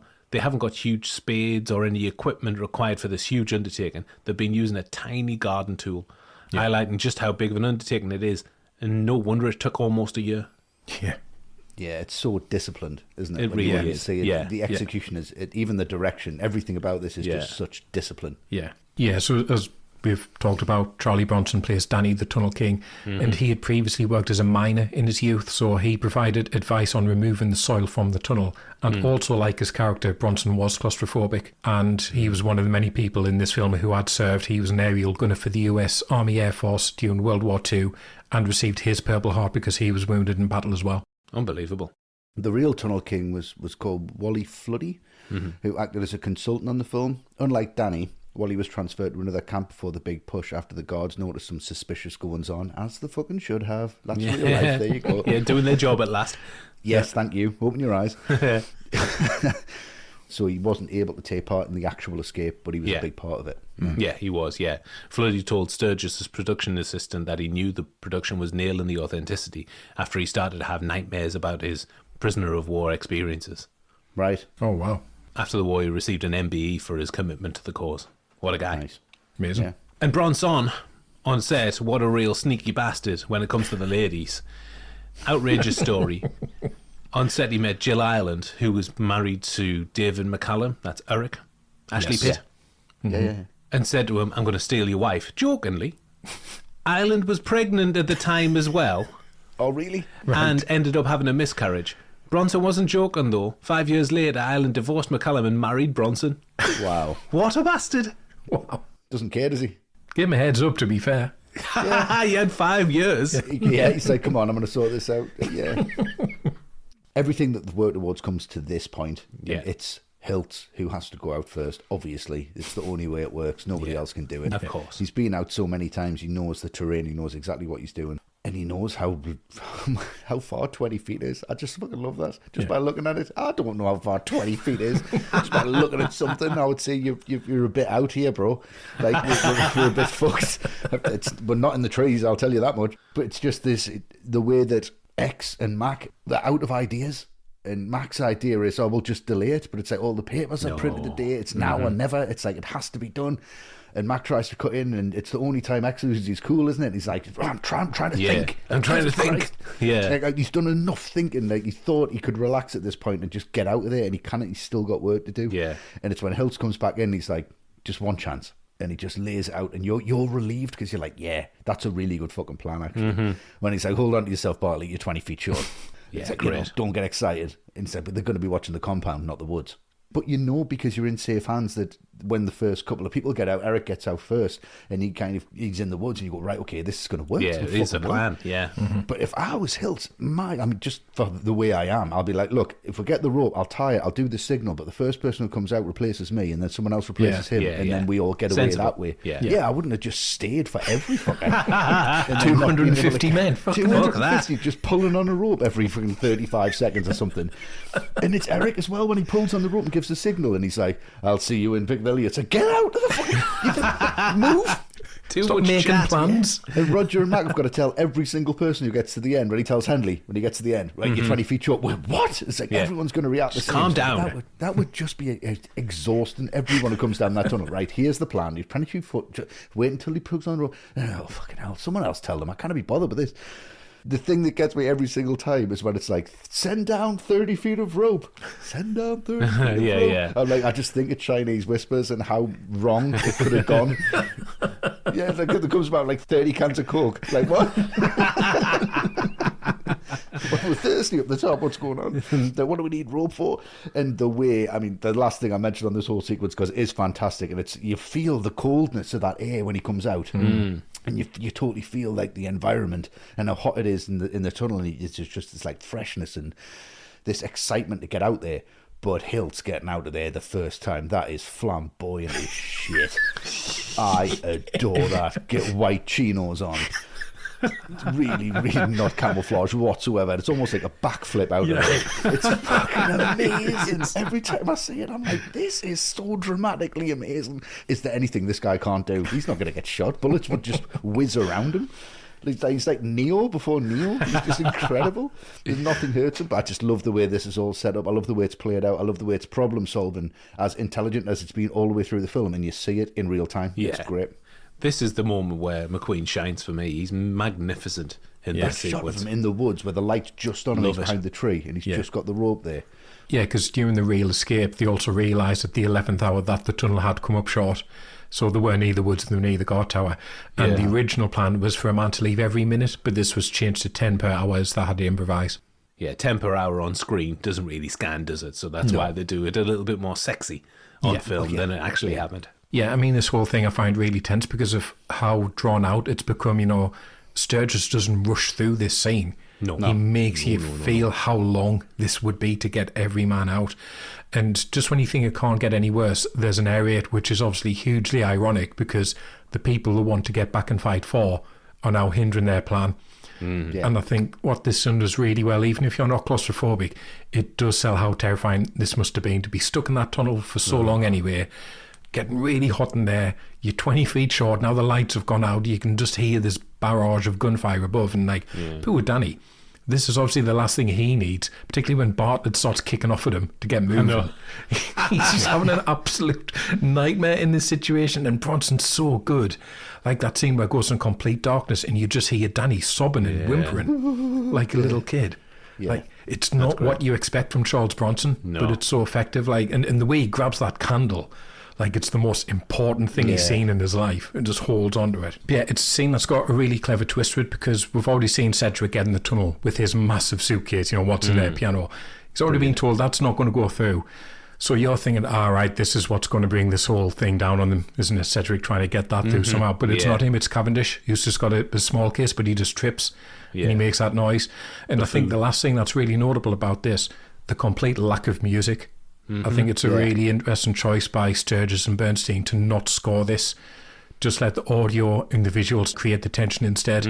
Yeah, because it's when Cavendish falls, and that's when the score starts to build. Yeah. Yes. So that's when the release of tension comes. Like the film and the real story, 76 men made it to fresh air. The 77th was made by a guard and the game was up. Imagine that, man. I know. 76 people have gone out and you must be thinking this is working. It's so tense in the film, that moment where he's lying on the ground, and you're thinking the guy is so impatient, and then he just thinks, oh, well, I'm just going to go for it.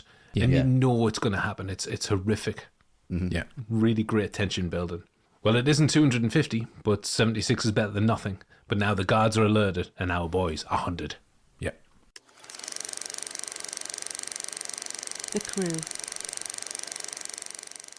An impressive roster in the crew. We're starting with the screenplay written by James Clavell and W.R. Burnett. Two prolific screenwriters and novelists responsible for some of the most beloved literature of the 20th century. But their work on The Great Escape, I think there's a lot going on in this film, obviously. A huge cast of characters, a true story which even now is so deep-rooted in the cultural psyche, so 61 years ago would have been even more so. Very sensitive material. Yeah. The escape plan is so elaborate, utilising hundreds of prisoners doing a variety of jobs to make it work. If one cog breaks down, the whole thing falls apart. It's a large-scale version of Ocean's 11. Yeah, I was going to mention that. I mean, like it's some guys doing a ranger car. Yeah. So there's a lot to contend with, but I really don't feel that in the writing. It's boiled down to a very simple narrative. We've got hundreds of prisoners of war who are going to tunnel their way out of the camp to freedom. That is it. Yeah. And I think you've got to not ask too many questions on the writing side of the film here. We've discussed them. There are big questions about a lot of things that are going on. How did the guards not notice the huge piles of soil? I mean, it shows a few legfuls being dispersed, but 3 tunnels. Those are some inept guards. Yeah. How were they able to forge that many papers right under the very noses of the guards? And there are loads more, but you've just got to go with it. And what I think helps that is that it's set up right at the top. It's based on true events. You've got that information at the start. So I think you resolve with yourself, well, this is true. This happened. And you'll swallow anything at that point. Yeah, I think if you watch this film in real time over the space of a year, it would make sense. How did they do that? How did they get rid of the soil? Because it took maybe one leg every day for about 6 months. Like, you want to watch that? No? Yeah. Nope. But they had to condense it somehow, you know what I mean? Of course, so, that's the whole point, it's the speed of it. I'm impressed that the screenplay doesn't get bogged down in these tedious details, though, which they could have easily done. The writers could have felt a weight of responsibility considering the circumstances and the story that they're telling. And really, it doesn't make for sexy cinema if we're taking through the mechanics of exactly how this all worked. Yeah. I mentioned earlier that you get given enough exposition to keep you at bay and make the whole thing relatively believable. You've got a few questions, but I think just out of fondness, you think, doesn't matter. Yeah, it's fine. I won't question that. Yeah. So for a complex operation like The Great Escape, I think the writing is perfectly simple. Yeah, I think it tackles what might be the biggest challenge in the film, which is if you describe what happens in it to someone who hasn't seen it and then you tell them how long it is, I think they'd be forgiven for saying something like, all right, so do they get away after like 45 minutes and then it's 2 hours of being chased? But it's the opposite. So I think it's kind of piggybacking on what you're saying, Luke, it's like, how do you make that 2 hours exciting? And I think it does that by making you realise just how challenging these little details were. Like the dirt disposal, yeah, it sounds daft to say it, but that was essentially life or death for them. Yeah. That is a massive challenge. Like, shit, how do we get around this? They need to get rid of it, because if they don't, they're screwed. They're going nowhere. It's the same when Bart reveals the scale of the operation. Like, how on earth are you going to come up with enough clothes for everyone? How are you going to get the documents? And again, it gives you these little details. So Strip feeds them in, sets everything up, and then knocks it down like 10 minutes later. And you're like, right, fine, great, go with it. So it's these things that sound insignificant, but from their perspective, the POW's perspective, it is absolutely massive and pivotal to them getting away. And I think the success of the writing is every time something comes up, like say, it just gives that solution. Like when you see Sedgwick coming up with the bellows, you go, yeah, okay, that's really clever, actually. How are you going to make people be able to breathe in these tunnels? He's created that, and that's really clever. And because of that, because it's this constant ingenuity, this constant invention to these details, where if you sit and think, you go, yeah, I wouldn't know what to do, actually, to solve that. To see it being solved, that's just as entertaining as the last I agree. 45 minutes. Yeah, totally. Yeah, I think it's just the way they stitch all the characters together, they add the excitement into the middle of that. The dialogue's great as well. I think that's really believable of the time. I don't think it could have been really pompous. It could have been really over the top. I think they could have overwritten the Nazi characters with their dialogue. They could have overwritten the British. I think it's very, very hard to write something so complex and make it seem so simple. It doesn't feel like you've sat through nearly 3 hours of an espionage thriller. And I've sat and I've watched this like 3 or 4 times this week, watched it again this morning, and I have felt no sense of worry at all addressing all of the themes in this, because it is laid down. And doing All the President's Men, I couldn't watch that enough. Yeah. Because I just feel that it's so dark and it's so layered and I don't know what the fuck's going on. This is far, far more complex in its scale and its plot and everything that's attached to it and what actually happened. And it's based in real life. I should have been shitting myself. Like, how are we going to do this justice? But I think the thing is with The Great Escape is it does itself justice. It's on the page. Sturges knows it's there. He puts it into a storyboard. It's visual. Everyone knows the part they're playing. Everyone's happy with the dialogue apart from McQueen, and then that's readdressed and you can see it's brought back and it kind of saves itself. It's a very safe film, but at the same time very intelligent. And by saying safe doesn't mean it's bad. No. I think if you write a safe film, it takes a lot of effort to get it to the point that it would have been at the screenplay. And we say this over and over again about when we come to writing, it's like, is this a work in progress? How much of this is ad-libbed? And I imagine if you read the Great Escape screenplay, it's pretty much beat for beat. Yeah, I would imagine so. I would have thought so, yeah. All the characters have got layers. You kind of see where they're all coming from. You see all of the motivations, and they're all different. They're all, they're going for the one goal, but they've all got different backgrounds. They're all from different places. They all kind of know each other. Everyone's got a personality, and that's really hard to do just on the page, and I think they absolutely nail it. Yeah, it's absolutely magnificent. Yeah. The film is based on Paul Brickhill's novel of the same name. He was an Australian fighter pilot who was a prisoner at the real Stalag Luft III.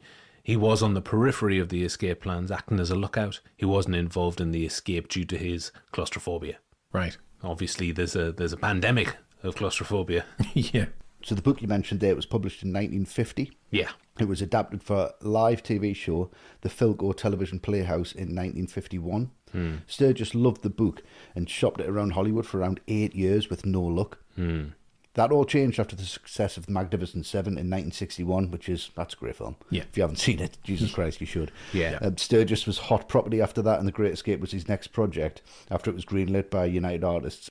He could pretty much do whatever he wanted to after Magnificent Seven. Yeah, great film. And it was adapted by James Clavell and W.R. Burnett, although reportedly there were 11 drafts of the screenplay by 6 different writers before Sturges was happy with it, and it actually wasn't finished by the time filming began, with rewrites happening on set. And Sturges later said, "I'm not proposing that's a good way to make a picture, but it was the right way to make this one." Yeah, you can tell there's a lot of people involved in this and trimming the fat off it and seeing where it's going to go. I'm surprised Chris Columbus didn't have a fucking stab at it. And Sturges also wasn't originally a fan of the title. He thought it was too celebratory from what it was. The working title of the film was The Last Escape, but the studio intervened and changed it back. Yeah, it's not as attractive, is it? The Last Escape. No. I think it's erroneous as well. It wouldn't have been the last escape. It's downbeat as well, isn't it? It's it is downbeat. Nothing else going to happen. Yeah, after the this. great escape. Now we're talking. Yeah. I want to see one of those types of escape. Yeah, great. The film has been praised and derided in equal measure for the accuracy or the lack of in the story. Yeah. On the one hand, the real camp was also designed to be escape-proof. The barracks were built on sand and raised from the ground to make tunneling difficult. Details like stripping the wood from the huts to shore up 3 tunnels and hiding the soil, craftily dispersing it, were all part of the real prep. And there were a reported 600 to 1,800 inmates that were involved in the planning of the escape. But the novel and the film don't actually make reference to the real fact that the majority of the inmates didn't plan on attempting to escape. Yeah, I think a lot of them were content with the working conditions and living conditions.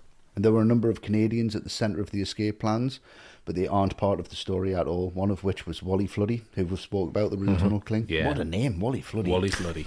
I know, it's a mouthful, isn't it? It is a mouthful. I suppose the biggest bone of contention for most is that there are a number of erroneous Americans at the centre of the plans in the film.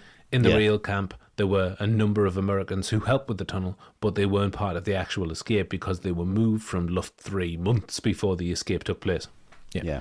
There were a number of scenes from the film that didn't happen at all, of course, but like we said, watch a documentary for historical accuracy. Yeah. So with such sensitive subject matter, Burnett, Clavel and the other unnamed writers have created something with an incredible lightness of touch. Yeah. Next up is the iconic score by the legendary Elmer Bernstein. Oof. Yeah. A man who also served in the US Army Air Forces during World War II. Bernstein was brought on board having done the equally iconic score for the Magnificent Seven, putting in some great work around this time. Oh, yeah. Matt, your thoughts on his work in the film?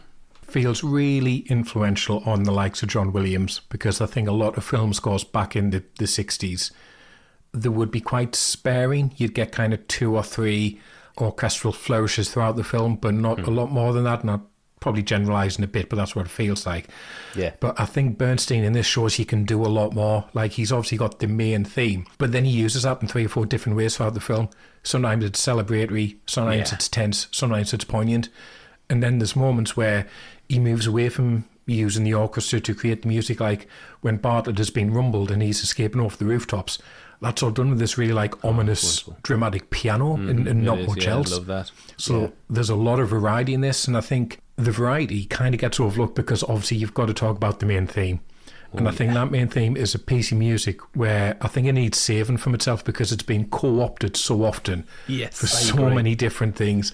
Like that fucking brass band that used to follow the England football team around. Fuck those guys. Fuck those guys, playing it every time. Every time they play it, I think, have you actually seen the film? Because all but one Englishman dies in it and the Germans win. What the fuck does this got to do with football? I know. Matt's totally correct. It's so misplaced. It's unbelievable. It is, In a way, that's almost a compliment to the music, like how it's been seized on and used like that, because it's so good.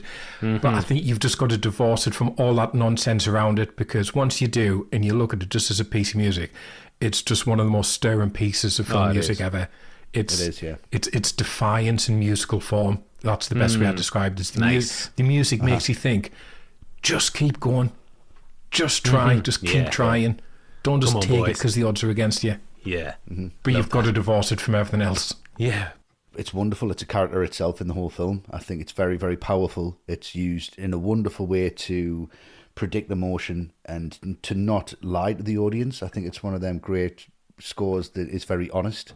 And when you hear it, you see it. It's not trying to be something it's not. It's not trying to lead you down the garden path. It's kind of holding your hand throughout the whole film and telling you exactly how you should feel. Again, that seems very simplified and it just seems very mechanical, but it doesn't seem that way when you put it all together. Yeah. It's got a very organic feel to it. It's got a very honest feel to it. It's very emotional. And I think the reason people picked up on this is because it has that legacy. It has that stiff upper lip, and it's very defiant if you play this at a football match, for example. Yeah. But it's very simple. Yeah. It's not many notes. It's Yeah. like you could pick that up on a piano even if you don't play a piano. If you sit there for 20 minutes, I'm sure you'll find the notes. You'll find the notes, yeah. You'll find them, and it's fair. It's not like they're going to an England match and playing the Superman theme tune like by John Williams. You know what I mean? It's like it's not bombastic, but it's just beautifully done because it is so simple and so memorable. You can break that down and make it heartbreaking. You can build that up and make it raucous. It's like a national anthem in itself without lyrics. And it represents these guys very, very well. It represents their desire. It represents their ambition. It represents their complete denial of giving up. Like Matt said, it is a march in itself. And I think people will take that and use that because it does sit so well with the visuals. It's the same colour. To me, that music is the same colour as that 35mm print. It's just an Eastman stock. It just looks like that when you listen to it. Yeah. You can put it on and you're transported again because you hear a tiny bit of that music, you pull back into this film. It is such an integral part of it. It's just wonderfully done by Bernstein, I think. Yeah, the main theme from the film is just one of the biggest in movie history. It's so identifiable, and just hearing it once, like redoing work for this episode, it just unlocks an earworm that you'll not be able to get rid of. Yeah. For the last 2 weeks, I've been stomping around the house, every footstep greeted with a note, with this theme in my head. It's such a great marching song. I've been stomping around. Shaking dirt out of your trousers. Hitting a saucepan with a wooden spoon. Yes. Yeah, it's a great marching song. It just evokes the army, the war, everything associated with it. It works on so many levels, and no wonder it's endured throughout the generations. Yeah. And with a theme as big as this, it naturally overshadows the other work that Bernstein created in the score. Similar to what I said about Jaws a few episodes ago, there are some wonderful moments of restrained elegance. That ominous cue that generally plays with the nighttime establishing shots of the camp. Yeah. Love that. Yeah. Or that gloriously rousing music when Hindley and Cullen are in the plane. Oh, yeah. Amazing. Listen closely, it can get overshadowed, but the other pieces are you'll be richly rewarded if you listen out for them. And if you listen to the score in its entirety, it's stirring stuff. Bernstein wrote the main theme for the film, as we've discussed, and used motifs from it as themes for like the main characters for each one of them, which I think is really, really clever, really well done. Something Williams loves to do as well. Yeah, obviously a smart man. It's not just pieces of music that sound good. It works on many levels, like I said, and links all the characters together. Actually, on the main theme, John Layton, who plays Willie in the film, was also a singer. He had a few hits in the early 60s. And bizarrely scored a hit by applying lyrics to the main theme from this film. Really? Yeah, in a departure from kind of the central themes of this film, the lyrics concern the narrator's outrageous infidelities. Just boasting about all the chicks that he's shagging. Really? Yeah, it's unbelievable. Bet Bernstein was furious when he heard that. Like, what the fuck are you doing? Just pissing all over his work of art. It's just really obvious rhyming as well. It is. It's horrible and able. I definitely. Oh God, that was wonderful. Yeah, awful choice. I think just in bad taste. Really bad taste. Fuck. But on John Layton, he is also the last remaining actor from the film. That is as of November 2024. Right. Okay. Oh, really? Okay. Yeah. And as we're on the music for the film, we've got this question from Stephen Brewer, an ATRM patron. Hi, Stephen. Hi, Stephen. Hello, Stephen. Stephen says, The Great Escape is one of the great movies. A boy's own style romp celebrating cheeky ingenuity and triumph against the overwhelming might of a literal evil army. That it is. Yes. Yeah. My question is, has there ever been a score or musical theme that does more heavy lifting than this one? Great question. Yeah. And I mentioned it just now. I think the obvious choice is the main theme from Jaws. Any John Williams stuff, to be honest. Williams. That's the top of my list. Anything by John Williams, to be fair. I think anything by Ennio Morricone as well. His music's bigger than anything on screen. Yeah. But I'll say the main theme from The Long Good Friday does a bang-up job of emphasising the power and menace that Harold Shand brings. It's massive. Yeah. But it also kind of underpins how fragile his world is and how easy it is to unpick when it comes booming in at the start when he's walking through Heathrow. Perfection. Yes. I was trying to think of a little bit more recent films. I'm trying to think of the scores that I could actually just buy and just listen to, and it would transport us back to that world. I think the Great Escape definitely does that. Interstellar definitely does that. Okay, yeah. I think Interstellar, listening to that as an album, is just as good as the film itself. I think it's a wonderful, wonderful soundtrack. Lord of the Rings, that's incredible. Really picks that whole thing up, makes it really, really epic. Any John Williams, I mean, look what he does with Superman. Amazing. You just see a little bit of that S between, like, beneath his shirt. It's like, You're fucking, yes, I'm in, 100%. Yeah, I focus on the fact that he said heavy lifting, which I thought was an interesting way of phrasing this question. Yeah, I did. Yeah. I've gone for music where I think if the film didn't have it, it would be such a lesser film. So Westy's mentioned it already, but I would say the main theme from Superman the movie, because overall I'm not much of a fan of that film. I think it's okay. I'm not a great fan of it, but that music, it's it magnificent. makes me think it's better than it probably is, that film. I think John says, you will believe a man can fly just listening to that music. And he's absolutely right. And then the other one, I would say E.T., because if you watch E.T. at the end, there's barely any dialogue. It's all visual, and then it's all of John Williams' music at the end of that film doing the heavy lifting. Yeah, that's what makes you cry. It is. The music at the end of that film. Yeah. I mean, we've talked about it becoming ingrained in popular culture, and Bernstein himself said it became so ingrained he could have lived off the residuals and the royalties for the rest of his life. Yeah, Wow. yeah, because it's been co-opted, like you said, Matt. It's been co-opted all over the place. Yeah. But he did carry on working prolifically throughout the decades. He did the music for Space Hunter, and Westy will be forever grateful for that. Absolutely wonderful stuff. I don't think that Bernstein gets the credit he deserves, really. No. You've got your John Williams, we mentioned him. You've got your Ennio Morricone as well, and I'd put Bernstein in that bracket. If you look at his filmography, if you get 30 seconds, the man never stopped working. No. A true movie legend. Yeah, unbelievable. Last on our crew list is cinematography by Daniel L. Pfapp. Yeah. I don't care, Pfapp, goddammit. I'm a Dapper Dan, man. Geographical oddity. 2 weeks from everywhere. Pfapp was a man who had just picked up an Oscar for his work on West Side Story, and who was also nearing the end of his career. Westy, Yeah. your thoughts on Pfapp? I think it's just really, really wonderful. It's got this beautiful kind of glow to it, a really diffused glow to it, and it just makes it so magical, almost dreamlike in its approach. It doesn't have these really hard, contrasty edges. It doesn't feel like it's edgy. It really adds to all of the performances, because it's just like a painting in the way that it's lit, in the way that it's shot. It was shot on Eastman 50T film, like 5250, which was discontinued in a year before this, so this would be one of the last films like shot on that actual film. It looks like West Side Story. It's got that look to it. It's got this real theatrical. It glows, doesn't it? Yeah, it's like an oil painting kind of. So it's just a 35mm anamorphic as well. That adds to the scale. It adds to the depth in the frame. It just gives it this real grandeur. There's not a lot of clean over the shoulders. Everything's got somebody in the frame. Everything's got something that's going on. It keeps it visually very entertaining. The thing I can say about the cinematography is that I'm in awe of it, because it's just entertaining. I don't worry about how it was done. This film is 50T, right? So that means it's a really slow film. You need a lot of light. Right. To get any kind of exposure on like a 50T film.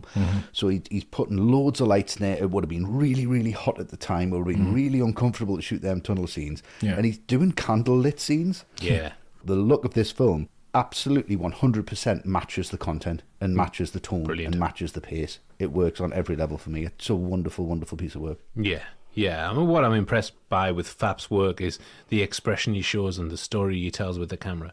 The visual language, like on the night of the escape, Roger and Mac move from one hut to the other. It's just a static shot, but it's perfectly framed and highlights the fine margins that the prisoners have to keep within. As soon as the door of the hut shuts, the spotlight pans past. 1 second either side of that, they would have been caught. You know, obviously he's collaborating with Sturges, but that is really great visual storytelling. I love the contrast that he imprints on the film with the colour palette as well. The daytime scenes are glorious, sun-drenched, compared to the grimy reality of the tunnels. Metaphorically, there's light at the end of those tunnels, but he contrasts that with the daytime scenes. Love that. And when the story opens up and the prisoners are free, the frame completely opens to reveal this wide world of different colours that they've been missing out on being cooked up in that camp. Those wonderful long takes of McQueen on the bike are incredibly impressive for something shot 61 years ago.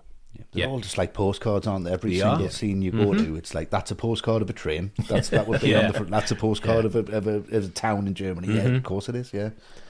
And finally, those shots in the tunnel are amazing. they were one-sided, the tunnels, to allow a dolly track to be built alongside them. And that allowed for those awesome shots of the prisoners tunneling and whizzing through. That's thrilling stuff. Yeah. That really That's brings great. that to life. Yeah. Matt, your thoughts on FAP here? I just miss the days when you got those big credits filmed in Panavision. I love it. Love stuff like that from Love back it. then. Really great. Again, it's similar to you, Luke. It's the use of colour here because the colours really pop and they have to. Because the majority of the film is in basically a really drab and dingy surrounding. And I think some films would embrace that, and that's fine if you're going for a realistic edge, but this isn't. This is an adventure, so it's got to have colour to it. And despite the fact everyone is dressed in dark blues or greys or browns, it still feels vibrant. And ultimately what the cinematography makes this film feel like, and I do mean this as a compliment, it makes it feel like a comic book. Like every I know what you image mean, yeah. in this film feels designed to be read as a comic book, like flipping through the pages. That. Yeah, every shot is framed for maximum visual information and dramatic impact. You know, like when they're hammering that stake into the ground, just a big close-up of that. And it does feel like you could read this film from the visuals alone. There seems to be very few close-ups because I don't think you get many close-ups in a comic book.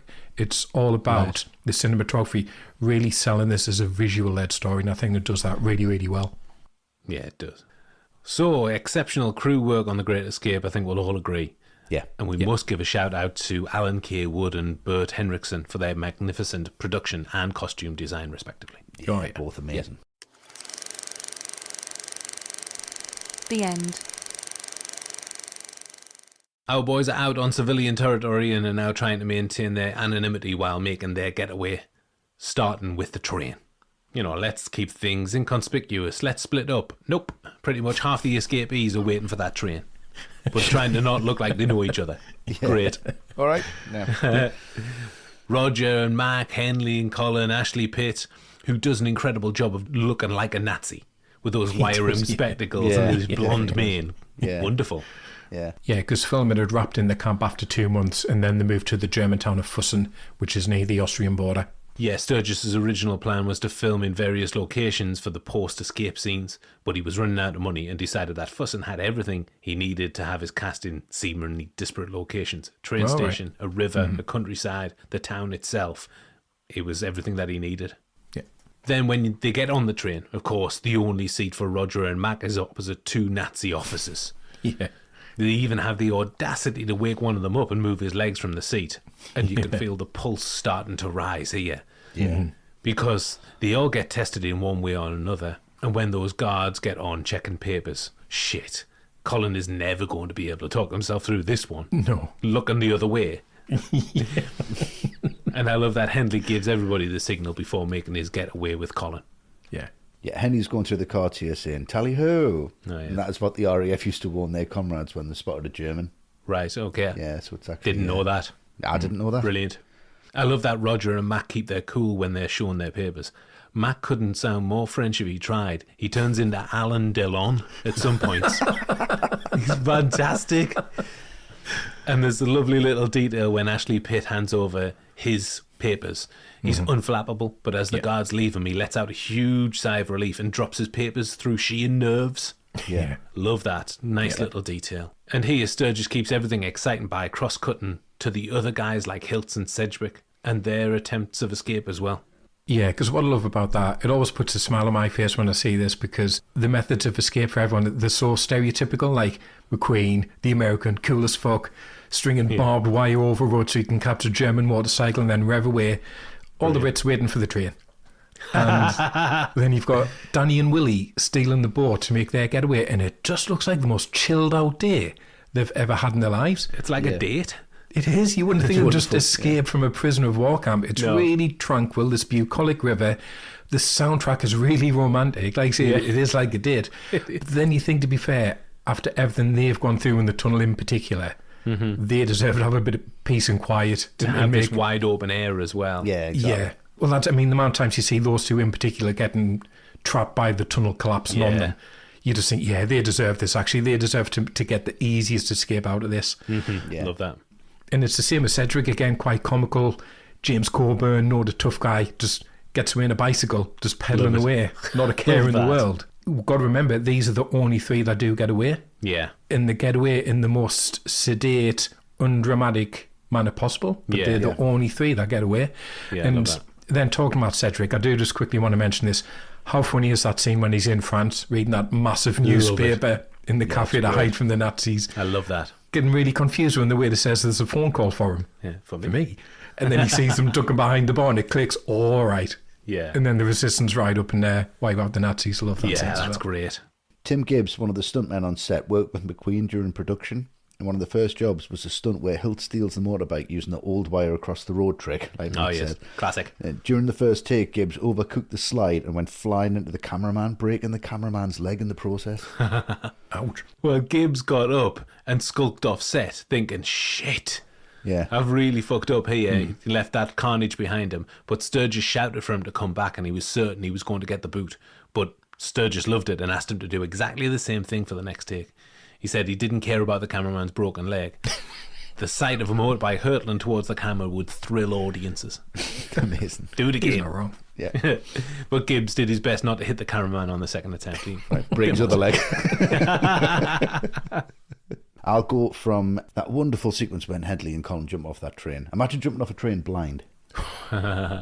It's terrifying. Yeah. Yeah. But he says, just give me a big push. Yeah, just give me a big push and go off. And it's just that it's that great shot. And you can see they've got maybe one or two chances to get this right because that train can't go back and forwards. It's going to cost a lot of money. Yeah, it's great. Yeah. And it's very, very erratic, that camera move. It just goes, follow them down, make sure you get them in shot. And Yeah. they do, and they're hiding behind the hit. And it's just wonderful when Colin turns around, but it's not stopping. On that jump from the train, the German National Railroad Bureau were instrumental in helping Sturges with these scenes. Platforms were added to the train carts to accommodate the lighting rigs for the interiors. Nice. And another was added so the camera crane would swing out and capture the footage of Hendley and Colin jumping from the train. But during this sequence, the crew had a narrow escape when they were informed that the crane was about to slam into an oncoming pole, and they managed to swerve it at the last minute. Whoa. You can tell that they worked on actual train tracks.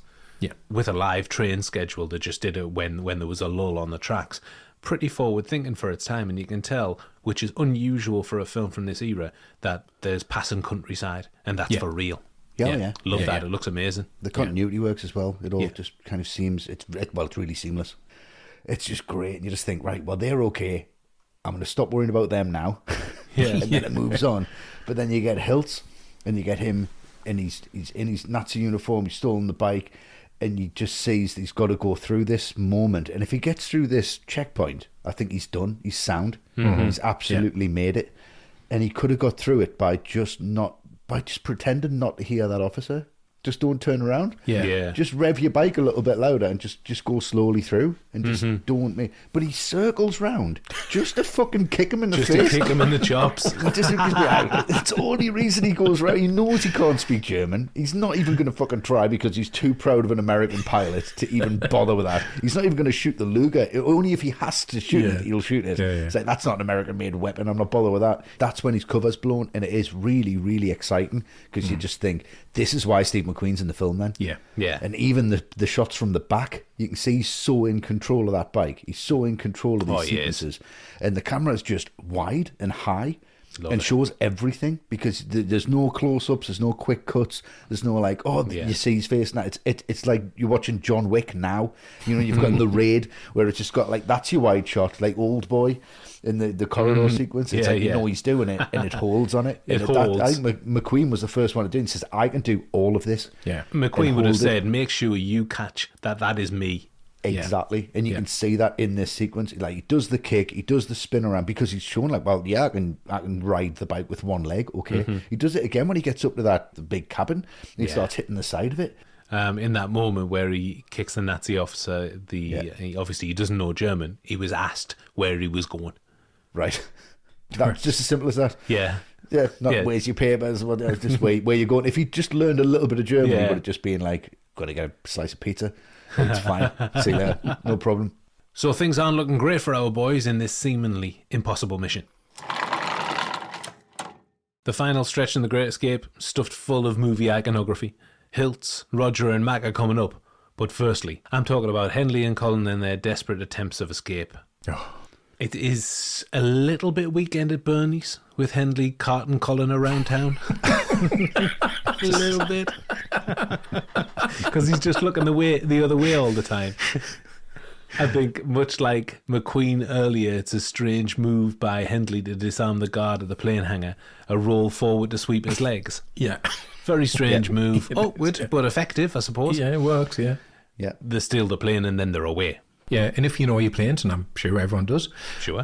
You'll notice that the planes in this hangar are American AT-6 Texans, but painted in Luftwaffe colours. The Germans actually used this model as part of their training, and the aircraft would have been captured by the Germans. Right, okay. Right. Yeah, so there's a lot of details in here that do get overlooked, I believe. Mm-hmm. However, in reality, there were no escapes made by stolen vehicles. No motorbike jumps, no stolen planes, or push bikes for that matter. Yeah, shame. Yeah. Well, I'm glad that you did use artistic license for the film, because that's where the jeopardy ramps up, particularly here. Yeah. And what I love about these final moments is the enormity of the task really begins to dawn on you as the walls are closing in. You begin to realise that it was just a doomed mission from the outset. Yeah. And 3 men making it to safety is an utter miracle. Mm-hmm. Yeah. You can't just steal a German plane and expect to get away with it. No. Hendley and Colin are sitting ducks up there and could have easily been shot down. But for a moment, the outlook is very bright. They've taken to the open skies, and the music, like I said before, is magnificent.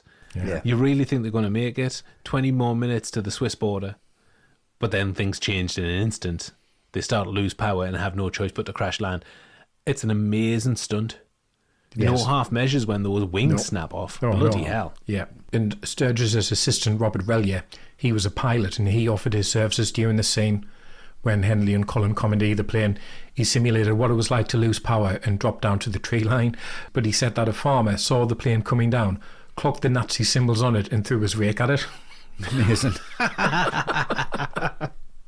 Great.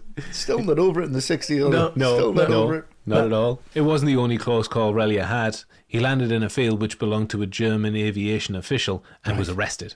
Oh, really? Wow. And he was a pilot during the crash landing scene as well. And he actually knocked himself unconscious during the crash. And he later woke up in a hospital with agonising back pain. I'm not surprised. Jesus Christ. Suffering for his art, but it works a treat on screen. Oh, it looks unbelievable. It does. And then, of course, you get the heartbreaking moment when Colin buys it. Yeah. He can't see in front of his face, so he can't see the approaching Germans. And what a bad way to go out, shot in the back. Hendley's devastated, and he's not the only one. Thank you for getting me out. Niagara Falls. Yeah. Heartbreaker. And when Hendley makes it back to the camp, he concedes that Roger was right all along about Colin. Awful realisation. Yeah. Really hits. Yeah, I mean, and then we're going to the other duo that we've got. It's Roger and Mac.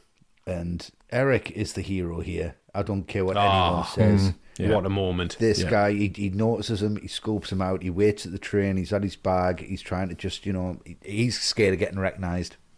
And he's home clear, really. So I think he could just manipulate the situation, maybe get back on the train, maybe go in an opposite direction. He knows what's going on, he knows he's going to be questioned, he knows he's going to be recognised. But it's when he just says, Bartlett, and he knows who it is. And he's like, he's not going to let that land at all. If he'd said Mac, I think he might have just been like, yeah, fair enough. Mac's a bit crap, and he doesn't really do anything apart from get pissed and dance with Ives, and then Ives dies, and then Mac's just like, he's hanging on the coattails of Roger all the way through the fucking film. He's got no good ideas. He's just there constantly. Well, I think it's brilliant. What do you think, Roger? Before anyone makes a decision about what I think, because my opinion means nothing. Fine. They get through there. His French is great. And then you get that fucking dude who looks like Goldfinger when they get on the bus. Yeah. He's just like, good luck. Good luck. It's like, it's this taken again.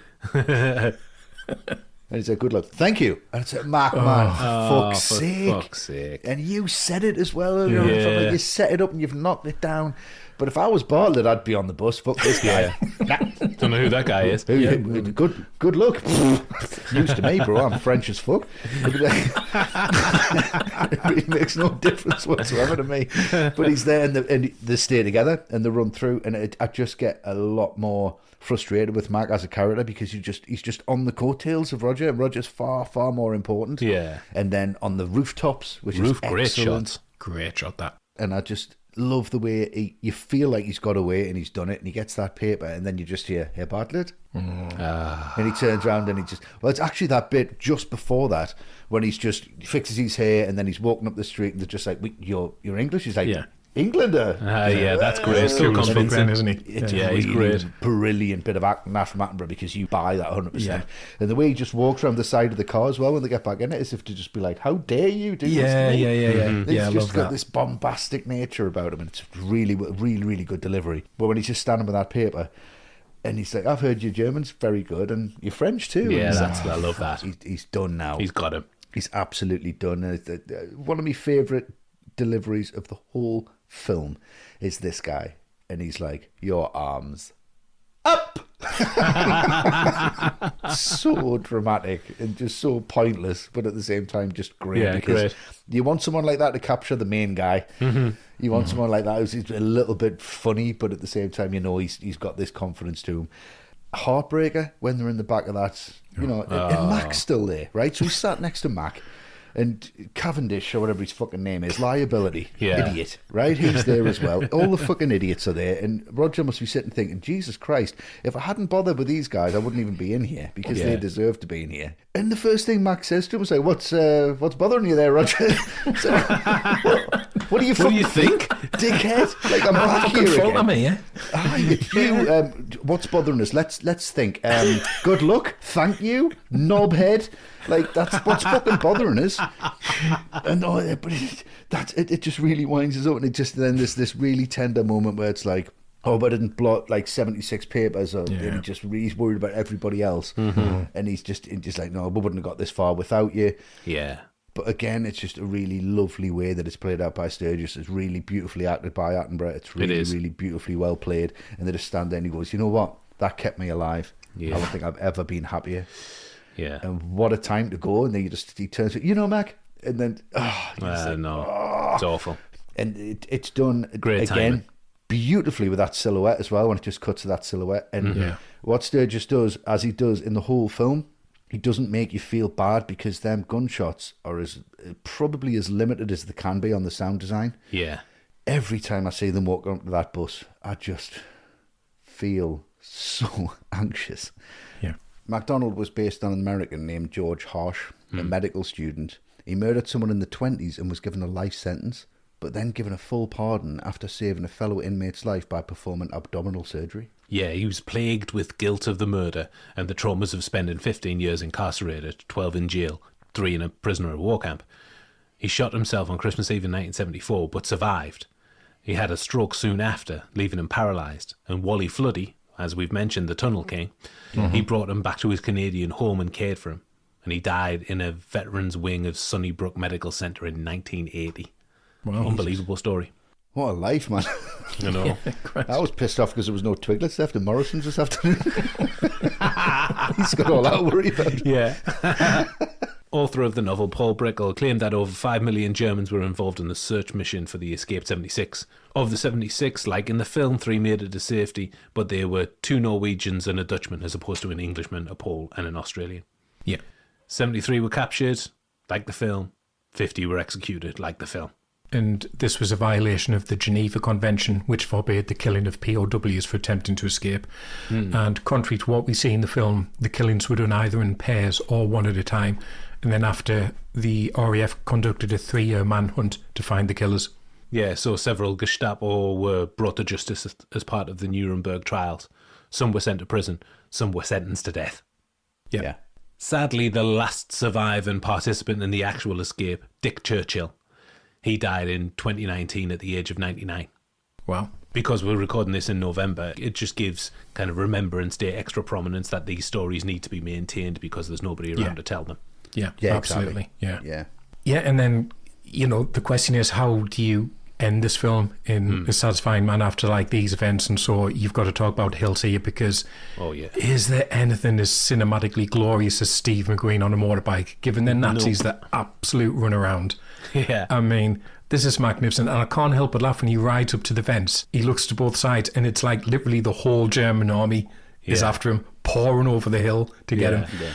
And then they jump over the fence. I mean, yes, by today's standards, you've got Tom Cruise hanging off the side of planes and George Miller nearly killing dozens of people in Fury Road. So it might look a little low-key to modern audiences, but it's still an incredible stunt. And Sturges knows that, you know, he keeps it in a wide. He doesn't cut away. It's so triumphant, but no matter how many times I've seen it, there's always that little bit of me that thinks, oh, he might make the second one. He might make it. He might make that second jump. And my heart is well and truly in my mouth every time when they shoot him down, because you think they're just going to gun him down anyway when he's caught in the fence. And thankfully they don't. And I just love the little pat he gives the motorbike.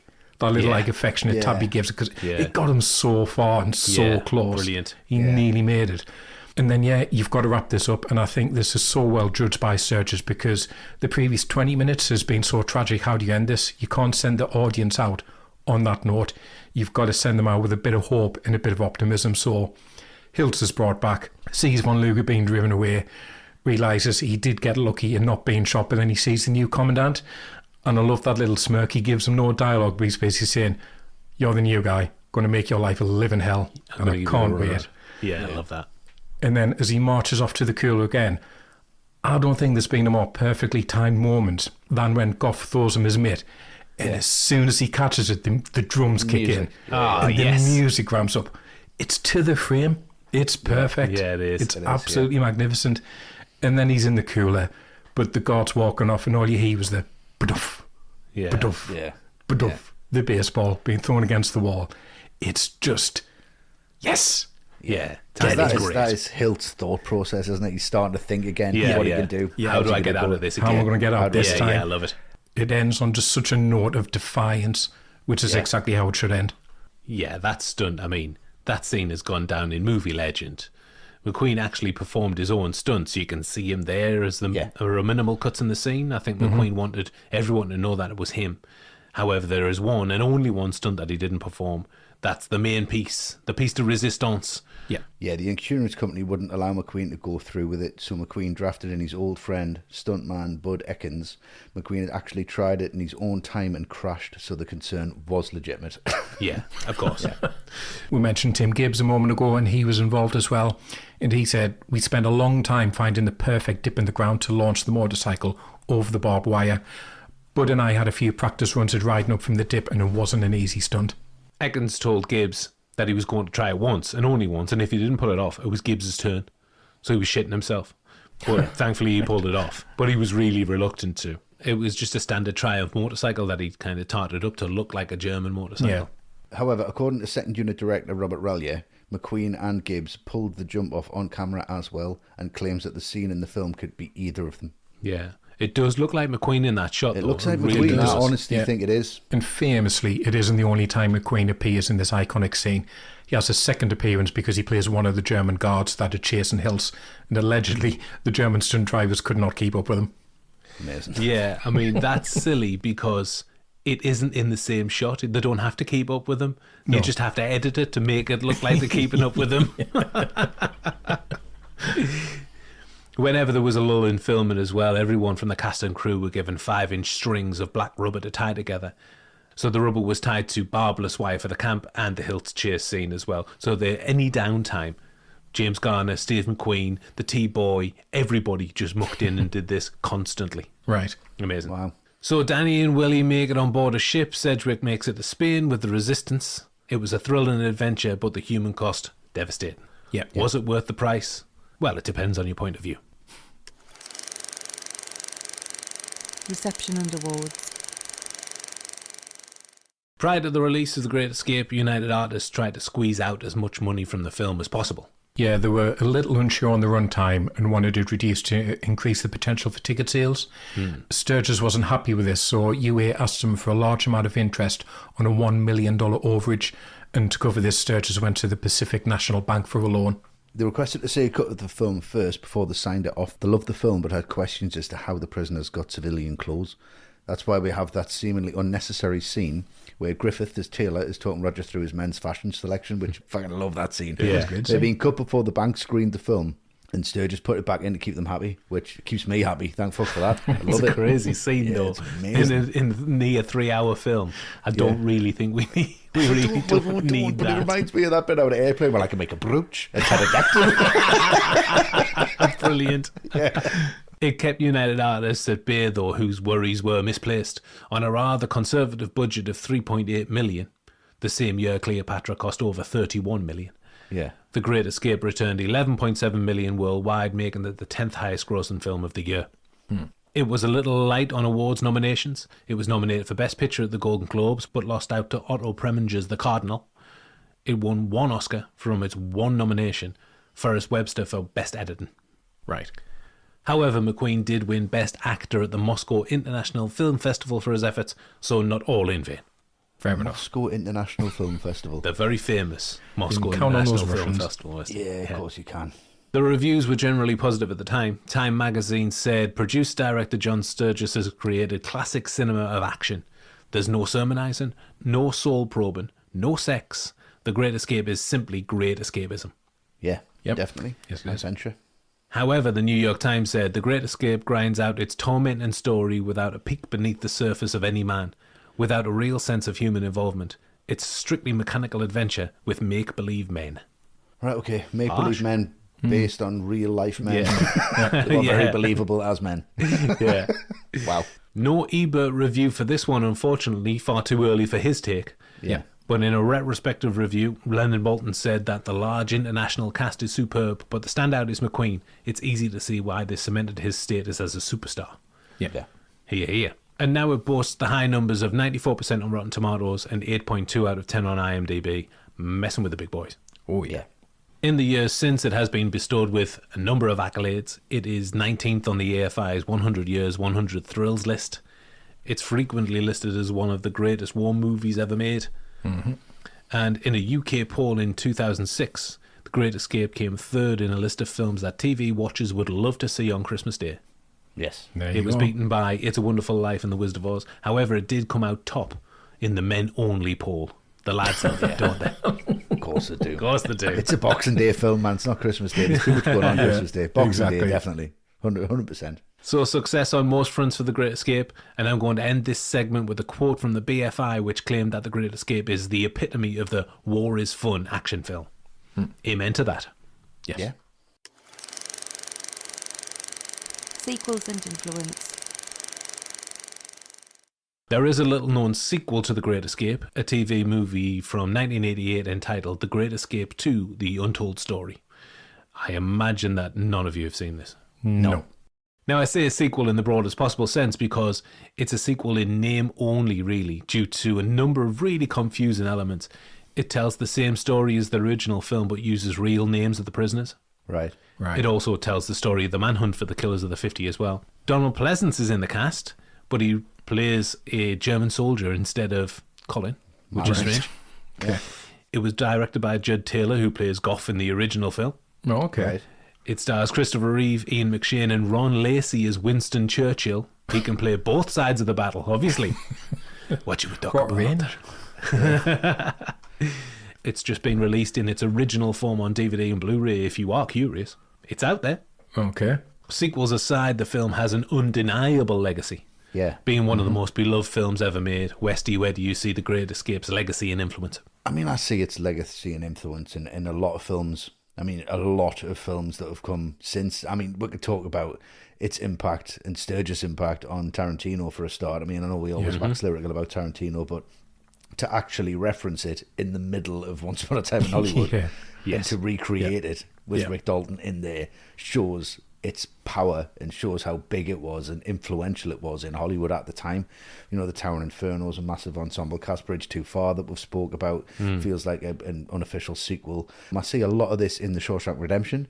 And any film that came after this that puts entertainment before real life has been influenced by The Great Escape. Yeah, I agree. I mean, it's almost too big to mention, really, isn't it? Yeah. It's been referenced in countless films, TV shows, video games. I think Bernstein's score is one of the most identifiable in movie history, Yeah. not least because you can hear that brass band playing it, like you said, Matt, at every England football match. Yeah. It's in that great lineage of war movies from the era, and I think the tone paved the way for the boys' own adventures of the likes of The Dirty Dozen and Where Eagles Dare. Yeah. And I think this is the defining role in Steve McQueen's career. Gone far too soon. He's almost been canonized in the movie world, and that image of him with the baseball on the cooler is one of cinema's defining images. Yeah, it is. What about you, Matt? Very much the same, very much a real legacy and influence from this in terms of legacy. We've mentioned music, that arguably is the biggest legacy of all because you might not have seen this film for 20 years, you might not have seen it at all, but you'll recognise that music straight away. You even forget that it's part of this film. Yeah, exactly. That's how recognisable it's become. And the film that cemented McQueen as a movie star and the breakthrough for so many others, Pleasance, Coburn, Bronson, we've mentioned them all. Yeah. This may not have been the film that made them a star in the way that it did McQueen, but it put them on the way. It put them on the map. It gave them something to build on. It started fires, didn't it? It started fires. Yeah. It's, one of those ensembles where you watch it and you go, now that's a cast. And that can sound a bit silly because, technically 99% of films are ensemble, but there's something special about this cast, about the fact that you've got these roles which are quite small, but they're all filled by actors who would go on to have decades of proper stardom after this. So a huge legacy for a film that has been taken to the hearts of moviegoers around the world for decades. Absolutely. All the right movies ranking. As we're in the clearing, we're making a run for it, but not before we give you our summary and score for The Great Escape. No, we're 20 feet short. 20 feet short. Over to you, Westy. I mean, yeah, it's not going to be a difficult one for me. There's many films that are better than The Great Escape, and you could study them as films, and culturally they'd be really, really important. But I think this film is so important to me because of how it makes me feel. And I'm not addressing that purely on nostalgia. I'm addressing that on everything that we've spoke about all the way through this episode and how we all agree on it.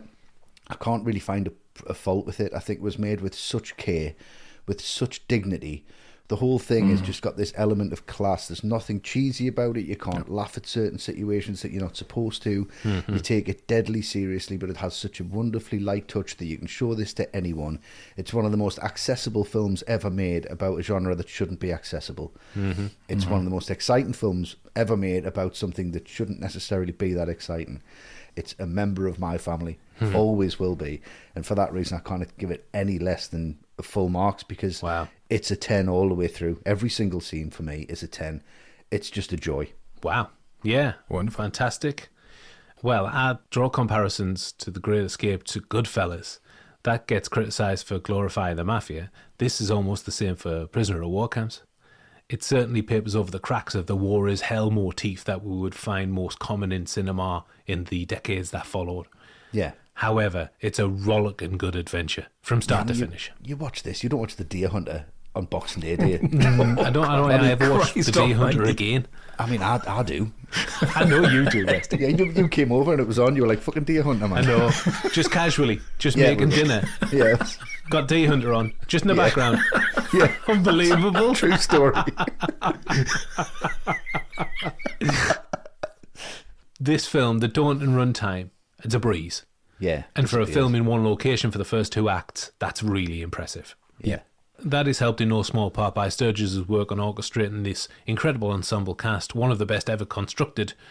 The film plays around with the truth for sure, but that really doesn't matter to me. It is justifiably one of the most beloved films ever made.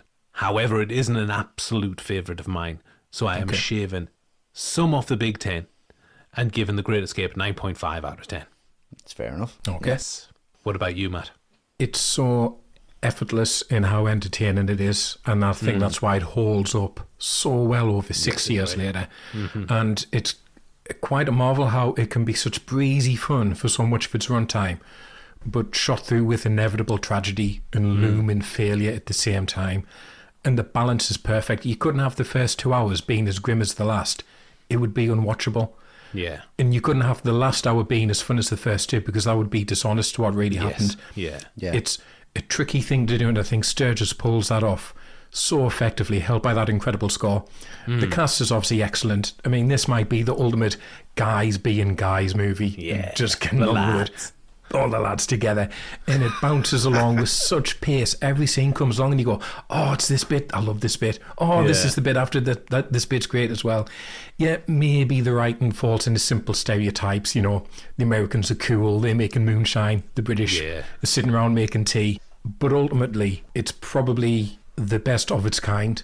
And for a film of this genre to have so many iconic moments in it, that is something special. So for me, Big X, Big 10.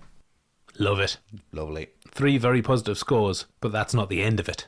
Our fourth and final score comes from our POWs on X. held against their will by an evil dictator.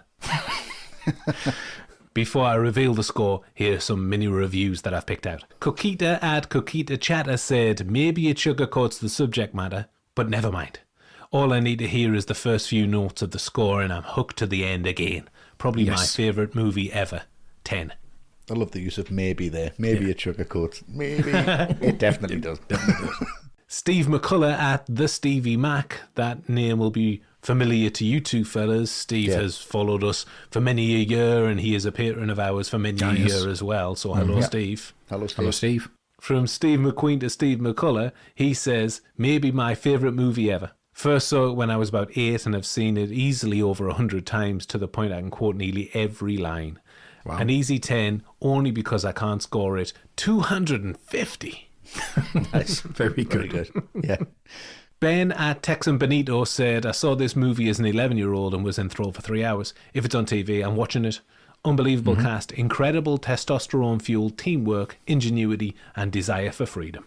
Yep. Yeah. And finally, from Stu Mattingly at StuMatt76, he kept it short and sweet by saying, to the 50. Oh, Very nice. Here's Stu. So add all of that positivity into a pot, stir it around. What do you think the Great Escape averaged out of 10 on X? I mean, Big X. It's high, isn't it? I'm gonna say 10. You know. Ooh. I mean, there's no one dislikes this film. Surely everyone loves it.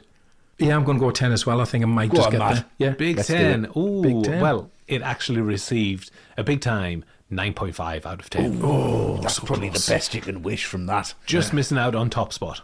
Yeah. Shame. So overall, that gives the Great Escape a huge score of 39 out of 40. Wow. Very well deserved. Join us next time on All the Right Movies. In 2 weeks, we'll be back as John, Matt and Westy are diving deeper than ever into The Terminator. 40 years in existence. What a film, right, chaps? Oh, Yeah. another massive one. Yeah, I mean, I'm really looking forward to getting involved with this one. I didn't do it first time round. Matt didn't do it first time round. True. So it's about time we got a really, really deep dive on it. Outside of our classic podcast, we've got all manner of other shows. There are regular episodes of Showreel coming out every 2 weeks, alternate to this show. The latest episode of our movie review show, The Watch List, came out last week. And next week, we're talking about 2 Ben Stiller comedy extravaganzas. There's Something About Mary and Meet the Parents. Yes. Oh, yes. So that is on our exclusive podcast double feature. You can listen to that and The Watch List and every single podcast that we've ever created, everything we mentioned at the top, at patreon.com/alltherightmovies. Yep. If you had a rollicking good time listening to this episode, we'd love it if you could rate us favourably on Apple Podcasts, Spotify, Podchaser, or any streaming platform you use. As it's a 5-star podcast, a 5-star rating really is the only sensible choice. Of course it is. Yes. Let's not be silly. Just get 5 stars up there. Just say, great guys. You know, Yep. people have Great done that before. guys, love Fantastic. those boys.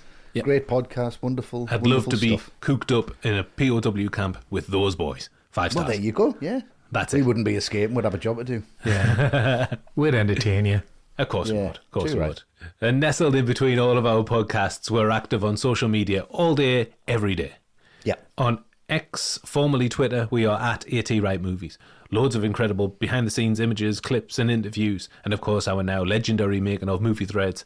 Just like our podcast, all the behind-the-scenes stories we tell come from the cast and crew or are verified by at least 3 sources. So go check them out. You'll be glad that you did. Yep. On Instagram and Threads, we are at all_right movies. On TikTok, search at all the right movies. Join our Facebook group, which, let's be honest, it's a wonderful time. All of us Yes. hunkered down together in the trenches. Yep. Yeah, indeed. Great convos. Some lovely discussion on there. On Blue Sky, we are at alltherightmovies.com. Our following is going up by the boatload over there, so get in there quick. Yeah, Yeah. it seems like a lovely new platform, Blue Sky. I'm does. excited about that one. Yeah. We are on YouTube as well. Watch our videos if you'd love to see our faces, the money makers. Oh, yeah. If you could subscribe, like, and comment on our videos, that would be jolly good. Indeed. youtube.com/alltherightmovies. And our website is alltherightmovies.com. Yes. And that is a wrap, everyone. That's it. We've tunneled out of the camp, and we're now going to board a bus to freedom. Good luck. Thank you. Oh, shit! Tell you how. Come back for The Terminator in 2 weeks. Thanks for listening, everyone. Thank you, guys. Thanks, guys. Remember, stay French whenever you can. French as fuck. French as fuck.